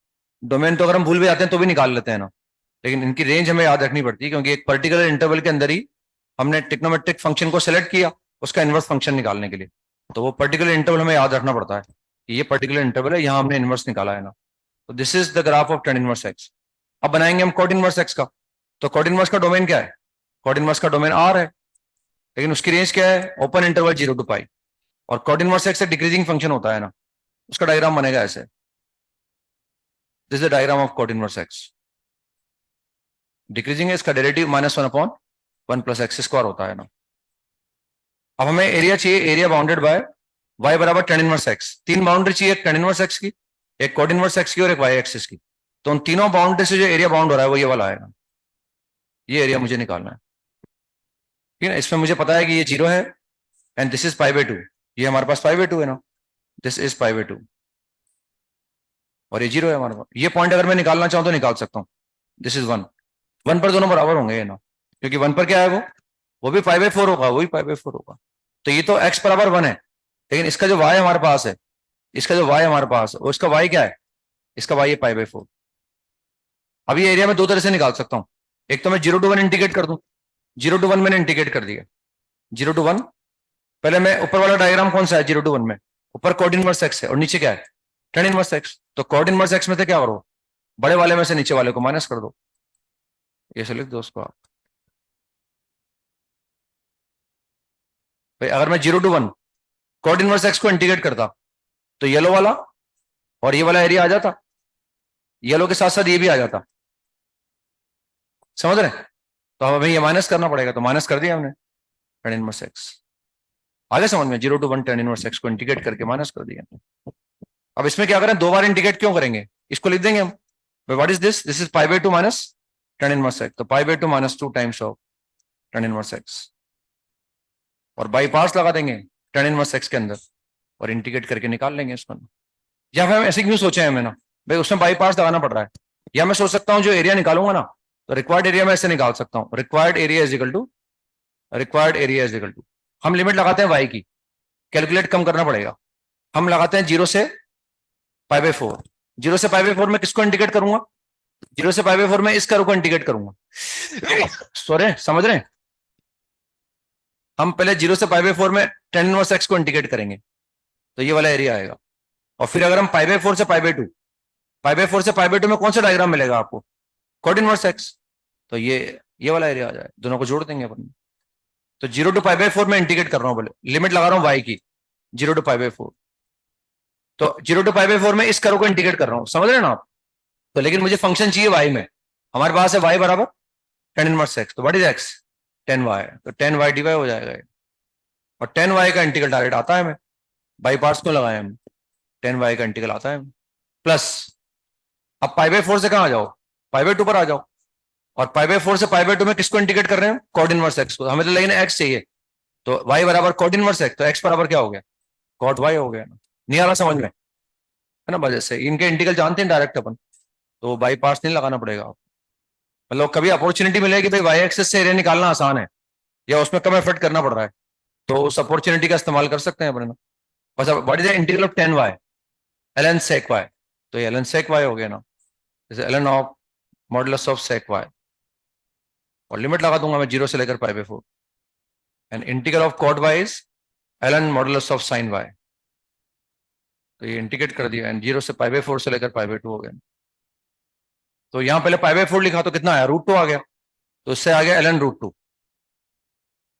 जीरो लिखने पर क्या आ गया, एल एन जीरो आ गया, एल एन वन आ गया, एल एन वन जीरो हो गया प्लस, अब पहले पाई बाई टू लिखूंगा तो क्या आएगा, what is sine pi by two, one, l n one zero आ जाएगा, अब हम रख रहे हैं पाई बाई फोर, तो कितना आ जाएगा l n one by root two, one by root two आएगा ना, तो ये बन जाएगा हमारे पास एल एन रूट टू, ये बन जाएगा प्लस का एल एन रूट टू, और ये बन जाएगा एल एन टू, तो l n two is the answer, l n two आ जाएगा, तो लगे हुए उससे भी निकाल सकते हैं, उसमें भी ऐसा नहीं है कि भाई इंटीग्रेट करने में कोई तकलीफ नहीं आएगी हमें, बस हमें सोचना है कि भाई थोड़ा बहुत बेसिक डायग्राम पता होने चाहिए अपने को ना, और ये एरिया निकालते वक्त मैं किसकी बाउंड्री लगाऊं, कहां से कहां तक निकालूं, इसको एक बार वो लिखा उसके बाद तो कोई दिक्कत ही नहीं है, फटाफट हम एरिया निकाल पाएंगे, कोई दिक्कत नहीं आएगी, लेकिन x find the area bounded by, find the area bounded by y is equal to two x minus x square and y plus three बराबर zero, find the area bounded by this and y plus three बराबर zero, यानी एक, अब एक line है और एक curve है, इनसे जो रीजन बाउंड होगा उसका मुझे एरिया निकालना है,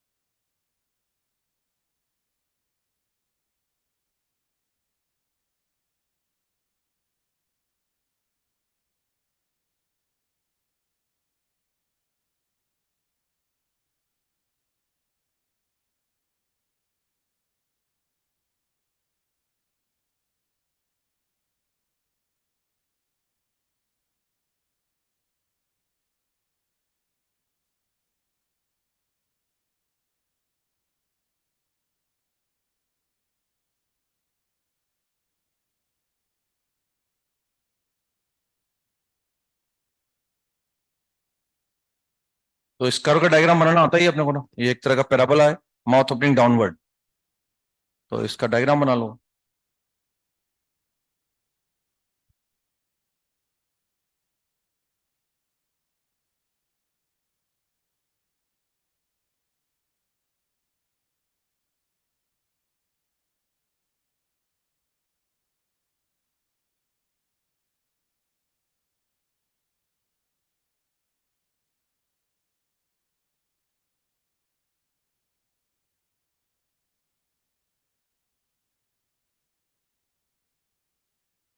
y इज इक्वल टू -3। अब उस लाइन और उस कर्व से जो रीजन बाउंड हो रहा है उसके बीच का एरिया निकालना है अपने को। तो एक कर्व की बाउंड्री हो गई, एक लाइन की बाउंड्री हो गई, तो इनसे रीजन बाउंड हो रहा है वो ये वाला है हमारे पास, ये एरिया में निकालना है।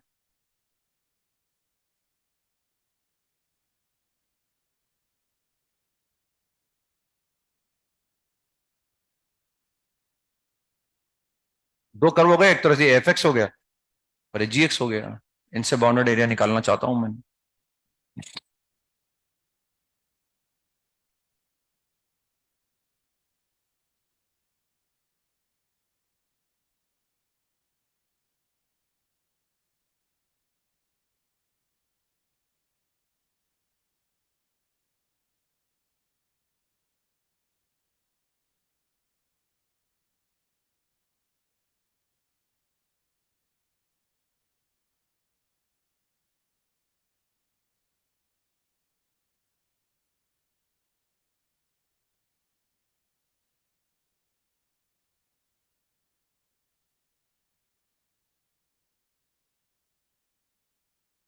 तो देखो इसमें एरिया निकालने के लिए हम लिमिट कहां से कहां तक लगाएंगे ये देखना है अपने को ना।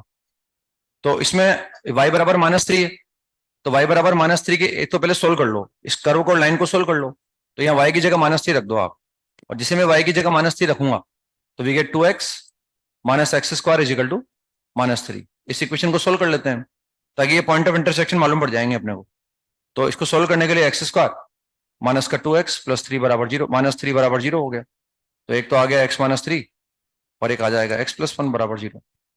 तो एक तो आ गया x इज इक्वल टू -1 और एक आ जाएगा x बराबर 3। तो ये दो पॉइंट ऑफ इंटरसेक्शन आ गए। इसका मतलब ये पॉइंट आ गया हमारे पास -1 और ये पॉइंट आ गया 3। ठीक है ना। अब हमें ये एरिया निकालना है, तो हमें देखना है किसमें से किसको माइनस करें। वैसे तो मैंने बता रखा है आपको कि जब दो कर्व से बाउंडेड रीजन का एरिया निकालना हो तो ऊपर वाले में से नीचे वाले को माइनस करेंगे, यानी बड़े में से छोटे को माइनस करते हैं। अब बड़े से बड़े और छोटे का मतलब दोनों पॉजिटिव है, तो ज्यादा पॉजिटिव में से कम पॉजिटिव वाले को माइनस करना है। एक पॉजिटिव और एक नेगेटिव है, तो पॉजिटिव वाले में से नेगेटिव वाले को माइनस करना है, और दोनों नेगेटिव हैं तो कम नेगेटिव वाले में से ज्यादा नेगेटिव वाले को माइनस करना है। ये तीनों डायग्राम मैंने बना के दिखाए थे आप। अब हो सकता है हम ये पूरा एक साथ नहीं सोच पाए कि भाई मैं लिमिट कैसे लगाऊं, तो हम स्टेप बाय स्टेप सोचते हैं ना, एक एक एरिया पे टारगेट करते हैं। सबसे पहले मैं सोचता हूं भाई अगर मुझे ये वाला एरिया निकालना है, ये वाला एरिया कौन सा है, this is the area bounded by this curve and this line, ये मुझे एरिया निकालना है येलो वाला। तो मैं कैसे निकालता, तो हम क्या करेंगे -1 से 0 लिमिट लगा देंगे, और -1 से 0 में अब कर्व का डायग्राम ऊपर है कि लाइन का डायग्राम ऊपर है, कर्व को तो कर्व माइनस लाइन कर देंगे, कर्व माइनस लाइन।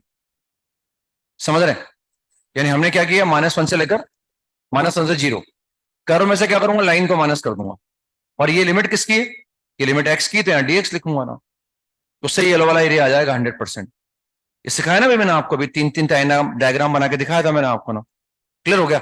अब आगे चलता हूं, अब मैं ये वाला एरिया निकालने के बारे में सोचता हूं, अब मैं ये वाला एरिया निकालने के बारे में सोचता हूं, अब मैं इस एरिया के बारे में सोचता हूं। अब मैं ये एरिया निकाल रहा हूं बस, अभी वो बचा हुआ है अभी भी नहीं निकाल रहा। अब मैं ये एरिया निकालता हूं, अब मैं ये निकालूंगा तो भाई x बराबर 0 से लेकर x बराबर ये कितना है 2। अब x बराबर 0 से x बराबर 2 में एक तो ये कर्व और एक लाइन से जो बाउंडेड एरिया वो मुझे निकालना है। इसमें कौन ऊपर है, कर्व ऊपर है कि लाइन ऊपर है। अगेन मैं क्या करूंगा वापस 0 से लेकर 2, अगेन मैं वापस 0 से लेकर 2, कर्व में से क्या करूंगा लाइन को माइनस कर दूंगा। अब मैं इस एरिया पर आ जाता हूं, अब मैं इस एरिया पर आ जाता हूं, मुझे अभी वाला एरिया निकालना है। तो ये कहां से कहां तक निकालूंगा 2 से 3, अगेन 2 से 3 ये कौन सा area, area bounded by the curve and the line. अब इसमें कौन ऊपर है, तो ओवरऑल कर्व माइनस लाइन कर देंगे बनाना। पूरा एक साथ समझ में नहीं आया ना, तो पार्ट्स में समझ लो उसको, मतलब है ना समझ में आ जाना चाहिए ऐसा करना है। वो तो एक दो बार अपन ऐसे लिखेंगे तो एकदम दिखने लगेगा प्रैक्टिस करेंगे तो, लेकिन मैंने स्टेप बाय स्टेप लिखा भाई मैं ये निकालना चाहता हूं, अब मैं ये निकालना चाहता हूं, तो मैं इसके लिए भी कर्व माइनस लाइन, इसके लिए भी कर्व माइनस लाइन, या यूं देख सकते हैं ओवरऑल कहीं से भी, कहीं से देखो आप यहां तक मैं कहीं भी ले लूं हमेशा कर्व ऊपर है और लाइन हमेशा नीचे, तो कर्व माइनस लाइन कर दो डायरेक्ट, कोई दिक्कत नहीं है अपना। या मैंने अलग अलग पार्ट्स में लिख के दिखाया तो कोई दिक्कत आई नहीं अपने को ना। तो इसमें फटाफट हमने जो है वो ऐसे एरिया निकाल दिया, and this required area is equal to -1 से लेकर 3 और कर्व माइनस लाइन, पहले ऐसे लिख लो कर्व माइनस लाइन dx, क्योंकि लिमिट x की तो dx लिख दिया मैंने। अब मुझे ये फंक्शन भी किसमें चाहिए, x में, यानी कर्व में से मैं y निकालूंगा in terms of x, line में से मैं भी y निकालूंगा इन टर्म्स x, जो भी है ना, बस -1 से 3 आ गया। और ये कर्व में से हमने y निकाला, कितना आ गया, 2x minus x square minus, अब लाइन में से y निकाल रहे हैं तो लाइन में से y कितना आएगा, -3, -3 आएगा ऑब्वियस सी बात, तो ये माइनस साइन तो मेंटेन है और ये -3 आ गया ना dx। बट इसको इंटीग्रेट करना आता है हमें, आता है ना, 32/3 आ जाएगा, एरिया विल बी 32/3। इसको इंटीग्रेट कर सकते हैं ना, कि सिखाऊं ये, कर सकते हैं और क्या, आप तो इंटीग्रेट कर देंगे 32/3 आ जाएगा। इसमें क्या देखो, एक डायग्राम ये होता है हमारे पास, इसमें ये थोड़ा ध्यान रखो आप, जैसे मान लो फॉर एग्जाम्पल ये पैराबोला हमारे पास है ना, ये एक पैराबोला है ना, ये इसका वर्टेक्स है और इस वर्टेक्स पे ये ड्रॉ की गई टेंजेंट है, ठीक, तो मैं वर्टेक्स पे टेंजेंट ड्रॉ कर रहा हूं, अब एक मैं इसकी कॉर्ड ले रहा हूं, इस पैराबोला की एक कॉर्ड ले रहा हूं that is parallel to tangent at the vertex. अब वो कॉर्ड मैं कहीं भी ले सकता हूं, बस वो कॉर्ड पैरेलल होगी इस टेंजेंट के, टेंजेंट एट द वर्टेक्स के। तो मान लो मैंने ये कॉर्ड ले ली, ये इसके टेंजेंट के पैरेलल है, तो हम किसमें ये याद रखते हैं एक्चुअली, कि इस कॉर्ड से और टेंजेंट एट द वर्टेक्स से जो रेक्टेंगल बन रहा है, इस रेक्टेंगल का एरिया निकालना बड़ा आसान होगा, और ये जो एरिया होगा ये उस रेक्टेंगल का 2/3 होता है, ये एरिया उस रेक्टेंगल का 2/3 होता है, तो ये रेक्टेंगल का एरिया निकालना बड़ा आसान होगा हमारे लिए। क्या करा हमने, वर्टेक्स पर एक टेंजेंट ड्रॉ कर दी और उस टेंजेंट के पैरेलल कहीं भी कॉर्ड ले लो आप, वो जरूरी है कॉर्ड इतने डिस्टेंस पे लूं, मैं यहां ले लूं और ऊपर ले लूं और ऊपर ले लूं, कहीं भी कॉर्ड ले लूं मैं, तो वो जो एरिया आएगा वो 2/3 आ जाएगा उसका ना, यानी ये शेडेड रीजन का एरिया इस रेक्टेंगल एबीसीडी के एरिया का 2/3 हो जाता है ना, एबीसीडी के एरिया का 2/3 हो जाएगा।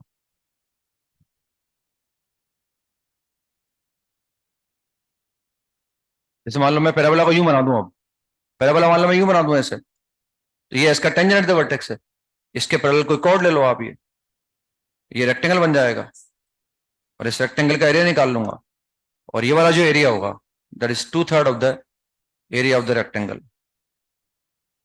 ये उस रेक्टेंगल के एरिया का 2/3 हो जाएगा ना,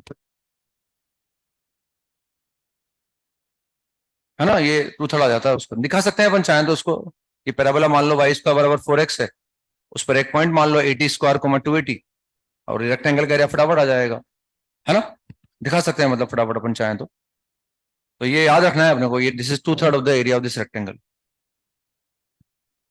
इसमें एक प्रॉपर्टी और होती है कि एक पैराबोला हमारे पास ये है y² बराबर 4x, एक पैराबोला ये है y² बराबर 4x, एक पैराबोला ये है x² is equal to 4y, this is x² is equal to 4y and this is y² is equal to 4x।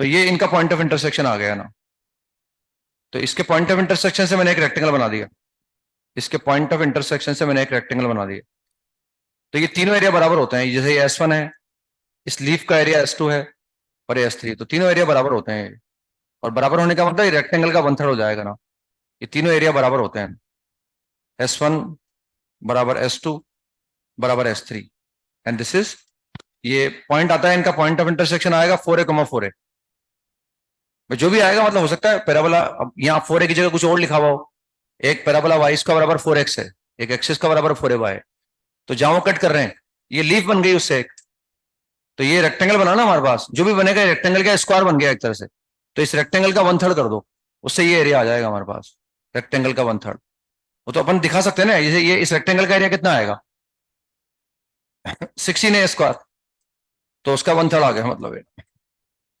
अब इसको दिखाने के लिए क्या करो, रेक्टेंगल का एरिया तो दिख ही रहा है साफ साफ, अब मान लो मैं ये वाला एरिया निकालना चाहूं तो इसको निकाल सकता हूं ना मैं, इस एरिया को निकालने के लिए मैं इंटीग्रेशन का इस्तेमाल कर दूंगा, और क्या करूंगा 0 to 4a इस पैराबोला में से इसको माइनस कर दूंगा, तो ये ऐसे निकाल लूंगा ना, दैट इज S2 अगर मैं निकालना चाहूं तो 0 से लेकर 4a, और पहले हमें ये वाला चाहिए, ये वाला, तो यहां से y कितना आएगा, y आएगा √√ऑफ 4ax माइनस, अब ये माइनस करूंगा, यहां से मुझे y चाहिए, तो यहां से y कितना आ जाएगा x² 4a आ जाएगा, समझ पा रहे हैं बात, बस ये dx आ जाएगा, इसको इंटीग्रेट कर सकते हैं मेरे हिसाब से आप, और दिखा सकते हैं कि वो 16a² 3 आ जाएगा ना, वो तो कर देंगे इंटीग्रेट, क्या है मेरे हिसाब से ना भाई, ये बाहर निकल जाएगा वो x⁻³ आ जाएगा बाहर, इसको इंटीग्रेट कर ही सकते हैं, लिमिट लगा देंगे और दिखा देंगे कि वो 1/3 आ रहा है उस रेक्टेंगल। तो ये भी याद रखेंगे और ये बात भी याद रखेंगे ना। अब उसमें क्या है, वो सवाल बड़ा आसान हो जाता करना। क्या ऊपर था नीचे था, रब कर दिया मैंने, ये रहा। तो इसमें क्या है, हमने ये निकाल लिया ऐसे टेंजेंट, इस टेंजेंट को निकाल लो आप, ये टेंजेंट ड्रॉ कर दो आप, ये वर्टेक्स पर टेंजेंट ड्रॉ कर दिया मैंने, और ये कॉर्ड हो गई जो टेंजेंट के पैरेलल है। ये पॉइंट कितना है हमारे पास, दिस पॉइंट इज 1,1, है ना। तो हम देख सकते हैं भाई, ये अगर 1,1 है तो इस लाइन का वाई कितना है, 1 है, तो दिस पॉइंट इज -1,1। सही है ना, क्योंकि ये ये वर्टेक्स था ना उसका भाई, और ये पॉइंट कितना आ गया, दिस इज 3,1, इसका एक्स तो 3 और y 1 है। तब उस रेक्टेंगल का एरिया निकालो कितना आएगा।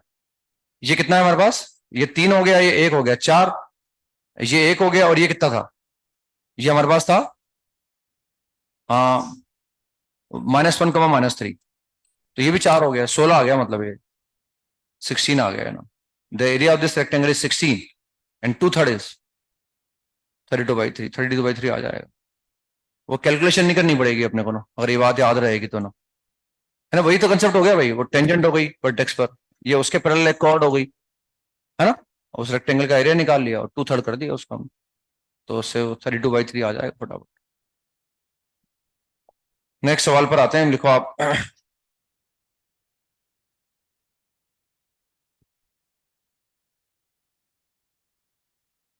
The curve y is equal to sin x, the curve y is equal to sin x, comma y is equal to and y is equal to cos x, the curve y is equal to sin x and y is equal to cos x and y is equal to cos x intersect at infinite points, intersect at infinite points। हम जानते हैं infinite point पर cut करते हैं ना, intersect at infinite points and creating regions of equal areas, and creating regions of equal areas between them, and creating regions of equal areas between them. Then find the area of one such region. Then find the area of one such region। मतलब भाई ये infinite point पर cut करते हैं, तो इनके बीच में equal areas के बहुत सारे रीजन बनते हैं, ये वो बोल रहे हैं मतलब खुद ही। तो वो जो इक्वल रीजन के जो एरियाज, जो इक्वल एरियाज के रीजन लग रहे हैं आपको, उनमें से किसी एक रीजन का एरिया निकाल के बताना है आपको कि ये होता है। These are intersecting at infinite points and creating regions of equal areas between them, then find the area of one such region।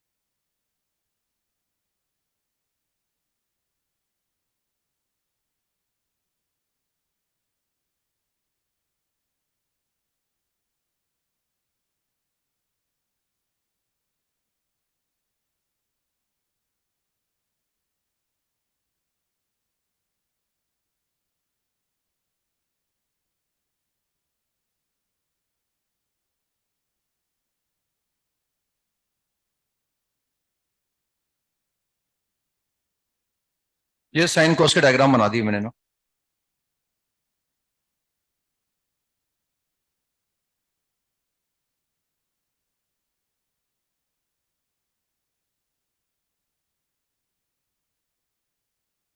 ठीक है ना, साइन कॉस के डायग्राम बना दिए। अब इसमें क्या है, जो ये इनफाइनाइट पॉइंट पे कट करते हैं हम जानते हैं ना, वो पॉइंट भी हम निकाल सकते हैं। वो n pi plus pi by four होते हैं। साइन एक्स बराबर कॉस एक्स, टेन एक्स बराबर one, x equal to n pi plus pi by four. तो जितने भी हैं सब n pi plus pi by four होंगे ना, जहां कट कर। अब इनके बीच में जो एरिया बन रहा है ना, वो एरिया ये बन रहे हैं। देखो जैसे ये एरिया बनेगा एक ना, ये एरिया बनेगा,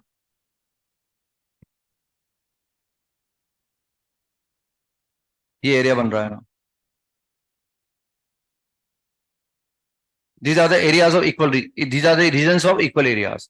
फिर वापस ये आ जाएगा, फिर वापस ये ऐसा आ जाएगा, फिर ये येलो वाला आ जाएगा, फिर वो सेम आ जाएगा। तो वो बोल रहे हैं मतलब इनके एरिया क्या है, सेम है ना। फिर आगे ऐसे वही बन जाएगा वापस, फिर ग्रीन वाला बन जाएगा। तो इन सारे रीजन्स के एरिया सेम है। इनमें से किसी एक रीजन का एरिया निकाल के दिखा दो आप, वही बोल रहे हैं। These are the regions of equal areas. तो इनमें से दिखा देते हैं कि ये येलो वाला दिखा देते हैं निकाल के। तो उसमें ये पॉइंट ऑफ इंटरसेक्शन कितना है, पहली बार ये कट कब करेंगे, पाई बाई फोर पर, और एक कट करेंगे थर्ड क्वाड्रेंट में। This is five pi by four, five pi by four. हम इस येलो वाले का एरिया निकाल रहे हैं, बस अब निकाल सकते हैं। येलो वाला का एरिया निकालने के लिए देखना है मुझे, बड़े में से छोटे को माइनस करना है ना, बड़े में से छोटे को माइनस करना है अपने को। तो इसमें ध्यान से देखें, वही अगेन कंसंट्रेट कर सकते हैं चाहे तो पहले धीरे धीरे ये ऐसे बाउंड्री बना लें। भाई मैं तो पहले ये वाला निकालूंगा।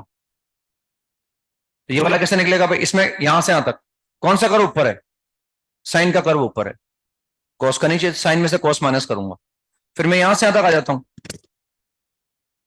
अब अगर मैं यहां से यहां तक आऊंगा, अगेन साइन ऊपर है कॉस नीचे, समझ रहे हैं। फिर अगर मैं इसके बाद आगे जाऊंगा, फिर अगर मैं यहां से यहां तक आऊंगा, तो अगेन ये किसका कर्व है, ये साइन का कम नेगेटिव है, कॉस का ज्यादा नेगेटिव। तो ओवरऑल क्या करना है, साइन माइनस कॉस। बस अब कर दो उसको, पाई बाई फोर से five pi, the required area is equal to pi by four से लेकर five pi by four, and that is equal to sine x minus cos.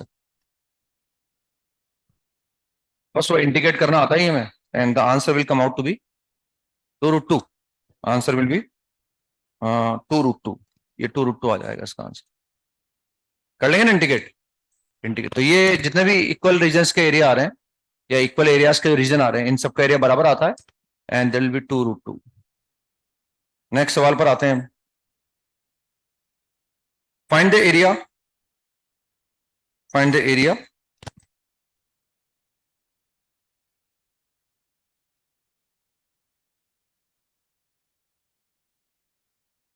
Find the smaller area bounded by the parabola, find the smaller area bounded by the parabola y square is equal to x and the circle x square plus y square बराबर x square plus y square बराबर two. Find the smaller area bounded by the circle and the parabola.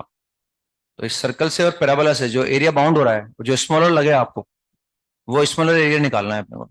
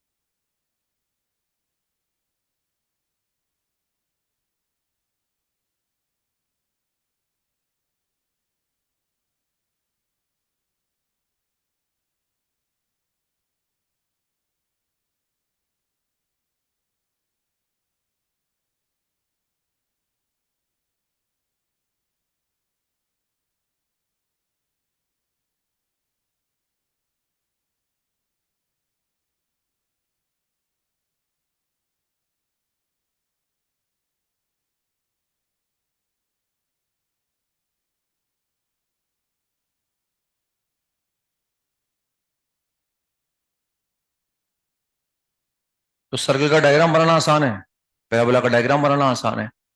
छोटे area साफ साफ दिख जाएगा कि छोटा वाला एरिया कौन सा है। बस वो एरिया निकालने के बारे में सोचना है।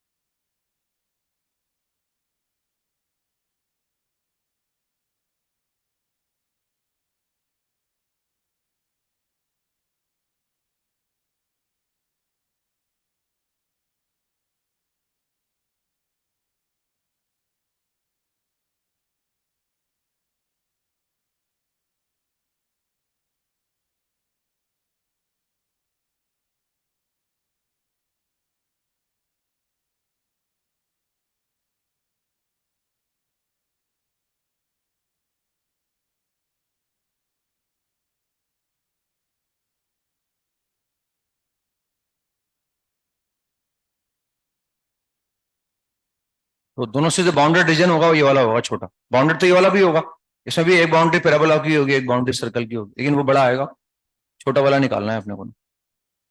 तो पहले मैंने क्या पॉइंट ऑफ इंटरसेक्शन निकाला, बाद में डायग्राम बनाया, क्योंकि मुझे पता था भाई यूं डायग्राम बनेगा, ताकि वो सिमेट्रिक भी आया है ना, वरना वो ये अजीब गरीब आते हैं कई बार, वो एकदम वर्टिकल लाइन नहीं आ पाती हमसे। तो मैंने पहले देखा भाई सोल्व कर लिया, इन दोनों का इंटरसेक्शन निकालना पड़ेगा। एक्स बराबर -2 तो फिजिबल ही नहीं है, क्योंकि इधर कहीं कट ही नहीं कर सकते वो। तो एक्स बराबर 1 आ गया, तो एक्स बराबर 1 पर एक वर्टिकल लाइन ड्रॉ कर दी, ताकि भाई एक बार मैं यहां से पास कराऊंगा और एक बार, क्योंकि ये दोनों डायग्राम इस एक्स एक्सिस के अबाउट क्या सिमेट्रिक है, तो अगर जितना ऊपर कट करेगा उतना नीचे कट करेगा वो, इसलिए वही एक वर्टिकल लाइन बनाई मैंने, ताकि अच्छा दिखेगा। अब अपने को डायग्राम निकालना है ये वाला, हमें डायग्राम निकालना है ये वाला, you to find this area, ये वाला एरिया मुझे निकालना है। और हम जानते हैं दोनों डायग्राम सिमेट्रिक हैं, एक तो मुझे ये निकालना है और एक मुझे ये निकालना है।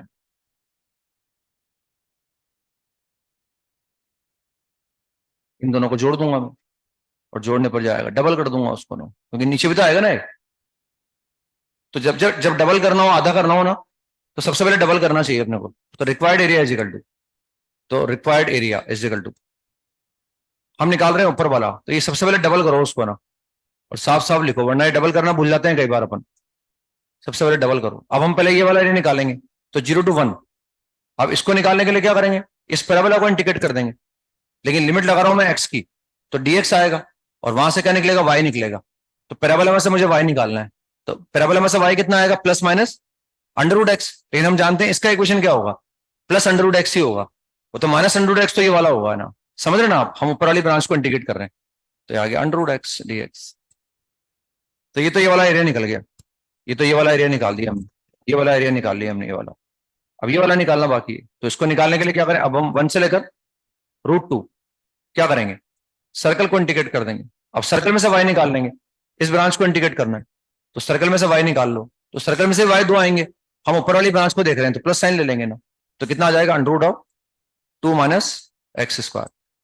आ रहा है समझ में, बस इसको डबल कर दे। अब ये हम जानते हैं formula, √a² minus x square को इंटीग्रेट करना, x/2 √a² minus a² plus का a²/2 and sine inverse of x/a, बस उसको इंटीग्रेट कर देंगे, लिमिट इंटीग्रेट आपको करना है अभी, है ना, इंटीग्रेट करके आंसर निकाल लेंगे, and the answer will come out to be that will be 1/3 plus π/2।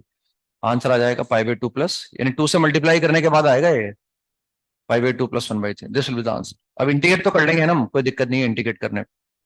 इसमें देखो हम ऐसे भी सोच सकते हैं, ये हमने इंटीग्रेशन का यूज करके निकाल लिया, इसमें हम ऐसे भी सोच सकते हैं, जैसे हमें देख रहा है कि ये जो पॉइंट है, इसका एक्स तो 1 है हमारे पास, तो इसका वाई भी निकाल सकता हूं मैं, क्योंकि ये पॉइंट सर्कल पे भी है, पैराबोला पे भी है। तो अगर मैं एक्स बराबर 1 लिखूंगा तो वाई बराबर कितना आ जाएगा, 1 आ जाएगा। ये पॉइंट मैंने निकाल लिया 1,1।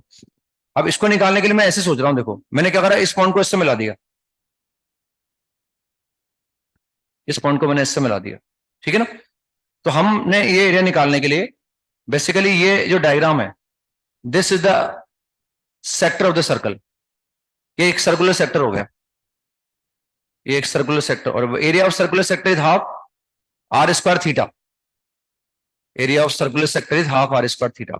समझते ना बात, ये सर्कल बना दिया मान लो मैंने कोई, ये एक सर्कल बना लिया, ये इसका सेंटर है, ये इसका सेंटर है, और ये कोई सर्कल का सेक्टर हो गया।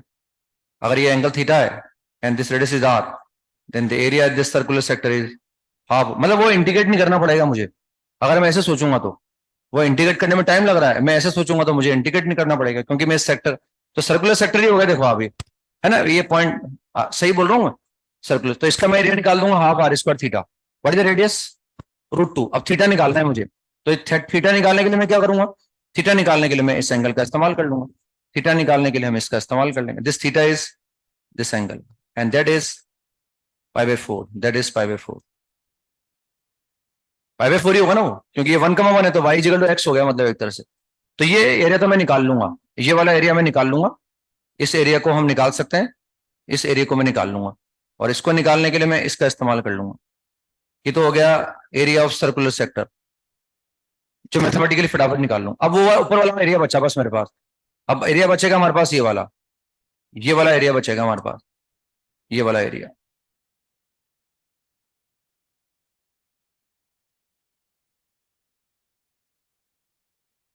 इस एरिया को मुझे और जोड़ना है, तो हम इसके लिए क्या करेंगे, हम 0 से 1 पैराबोला को इंटीग्रेट कर देंगे, जो आसान है इंटीग्रेट करना, उसमें से ट्राइंगल का एरिया माइनस कर देंगे।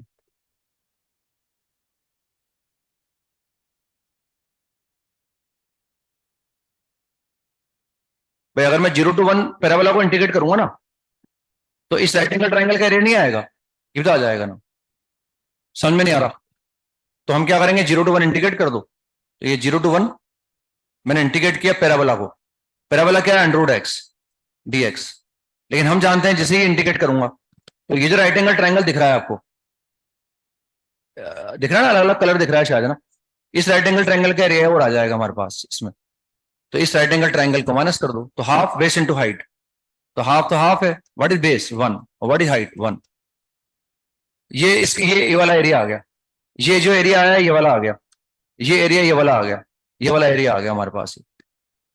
अब क्या करना है, इसमें सर्कुलर सेक्टर का एरिया जोड़ना है मुझे भी, तो सर्कुलर सेक्टर का एरिया जोड़ दो, half r² theta, what is theta, π/4। और इसको क्या करो, इसको डबल कर दो, इसको डबल कर दो। तो ये कम इंटीग्रेट करना पड़ा अपने को उसमें।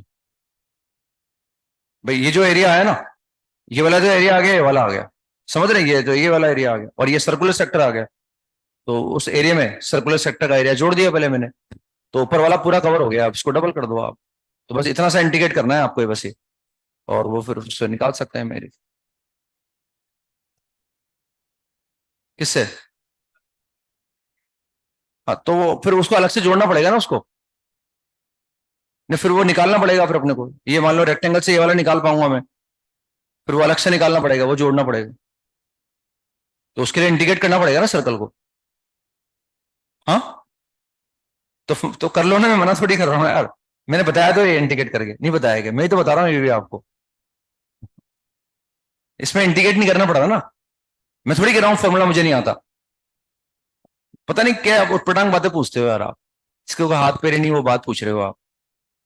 फॉर्मूला है तो फॉर्मूला मैं बोलता हूँ, मैंने बताया तो है आपको फॉर्मूला आता है, वो बात पूछने वाली चाहिए, इसमें वाकई में अट्रैक्शन, हाँ भाई कुछ बात पूछिए, वरना सब बता देते हैं हम आपको यहाँ पर हर तरह से निकाल के। तो ये इसमें इंटीग्रेट हमें कम करना पड़ा, भले वो फॉर्मूला याद है, लेकिन टाइम बचाने का तरीका है, नहीं दिमाग में आएगा तो कोई बात नहीं, वो तो ही सही, इंपॉर्टेंट तो है आंसर लाओ आप कैसे भी करके चाहे। नेक्स्ट सवाल लिखे हैं आपने, find the area of the figure, find the area of the figure, find the area of the figure bounded by the curve y-2 का whole square is equal to x-1। Find the area bounded by, find the area of the figure bounded by this curve and the tangent to it, and the tangent to it at, and the tangent to it at y is equal to 3 and the x-axis, and the x-axis।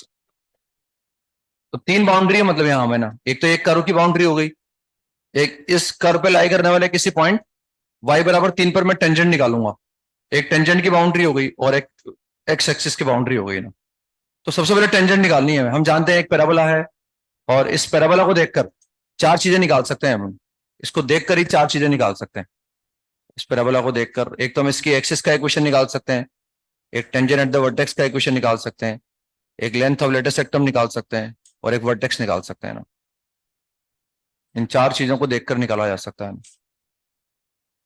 तो सबसे important tangent निकालना, और tangent तो आता है हमें कैसा भी करो दुनिया का, उस पर कोई पॉइंट दे दिया हो आपने तो टेंजेंट तो निकालना आता है हमें बाय यूजिंग डिवाइड। हालांकि कोऑर्डिनेट ज्योमेट्री भी है, कोऑर्डिनेट ज्योमेट्री के कंसेप्ट लगा के भी निकाल सकते हैं हम चाहें तो, या डिफरेंशिएट करके निकाल लो आप। सबसे पहले देखो y=3 पर x बराबर कितना आ जाएगा, at y=3, what is the value of x=2, तो जो पॉइंट हो गया वो 2,3 हो गया, 2,3 पर टेंजेंट निकालना है, तो डिफरेंशिएट कर दो चाहो तो उसको बिना, या वो ट्रिक लगा सकते हैं ना, y² की जगह y/1, x² की जगह x सेक्शन, क्योंकि तो कोऑर्डिनेट ज्योमेट्री है, वो डिग्री 2 का कर्व है, उसमें ट्रिक भी लगा सकते हैं, या डिफरेंशिएट करके निकाल लो, कोई बात नहीं है ना। तो this is 2 into y-2 into dy/dx and that is equal to 1। तो dy/dx निकाल लूंगा मैं, dy/dx is equal to 1/2 into y-2, और we are calculating the slope at 2,3, therefore dy/dx at 2,3 is equal to dy/dx at 2,3, तो x की जगह 2 रख दूंगा और y की जगह 3 रख दूंगा, तो कितना आ गया, 2 आ गया, चलिए 1/2 आ गया, मतलब टेंजेंट की इक्वेशन आ गई इससे ना। Therefore, equation of tangent at 2, 3 is y minus y1 slope into x minus x1. पर यहां से मैं सिंप्लीफाई कर दूंगा तो 2y minus 6 is equal to x minus 2 and therefore y is equal to x by 2 and plus 2. This is the equation of tangent. अब एक तो मैं इस कर्व का डायग्राम बना लूंगा, एक मैं टेंजेंट का डायग्राम बना दूंगा, पर एक एक्स एक्सिस मेरे पास है ही सी। तो पहले मैं उस रीजन को ड्रॉ कर लूंगा, भाई इसकी एक बाउंड्री कर्व है, एक बाउंड्री टेंजेंट है और एक बाउंड्री एक्स एक्सिस है, फिर मैं उसका एरिया निकाल लूंगा ना। तो एरिया निकाल के लाना है घर से अपने को ना, ठीक है ना। नेक्स्ट टर्न पे कंटिन्यू करते हैं। तो होमवर्क लिख लो, उसमें जो करके लाना है आपको। होमवर्क में एक्सरसाइज 1 का पार्ट 1, इसमें मेरे हिसाब से ये शायद कल छूट गया था हमसे, D2 है ना, D2 को होमवर्क में देना छोड़ दिया था मैंने। D2 करना है, फिर उसके बाद E1 तो कर चुके थे इसमें ना, तो E2 से लेकर E6 करना है हमें, E2 से लेकर E6। अब पार्ट 2 में आ गए हम। पार्ट 2 के अंदर हम मेरे हिसाब से E1 से लेकर E10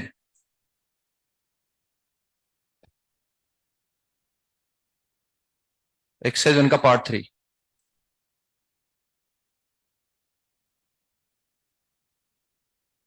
इसमें E1 करना है, E2 करना है, E4 करना है ना। एक डीपीपी कर लेंगे फिर अपन, है ना। डीपीपी नंबर हमने कहां तक आ गए, डीपीपी नंबर है किसी के पास मॉड्यूल डीपीपी का? मेरे हिसाब से शायद हमने लगातार कर रखे हैं शायद, है ना। C4 तक लगातार कर रखा है, कि बाद में आगे C10 भी कर रखा है कुछ, बस 4 ही करें डीपीपी हमने। C4 तक कर रखे हैं, देना मुझे, C4 तक कंप्लीट कर रखा है ना। तो C4 के बाद हम कर सकते हैं DPP number C5, DPP number C5। तो ये डीपीपी करके लानी है यार, ये होमवर्क करना है।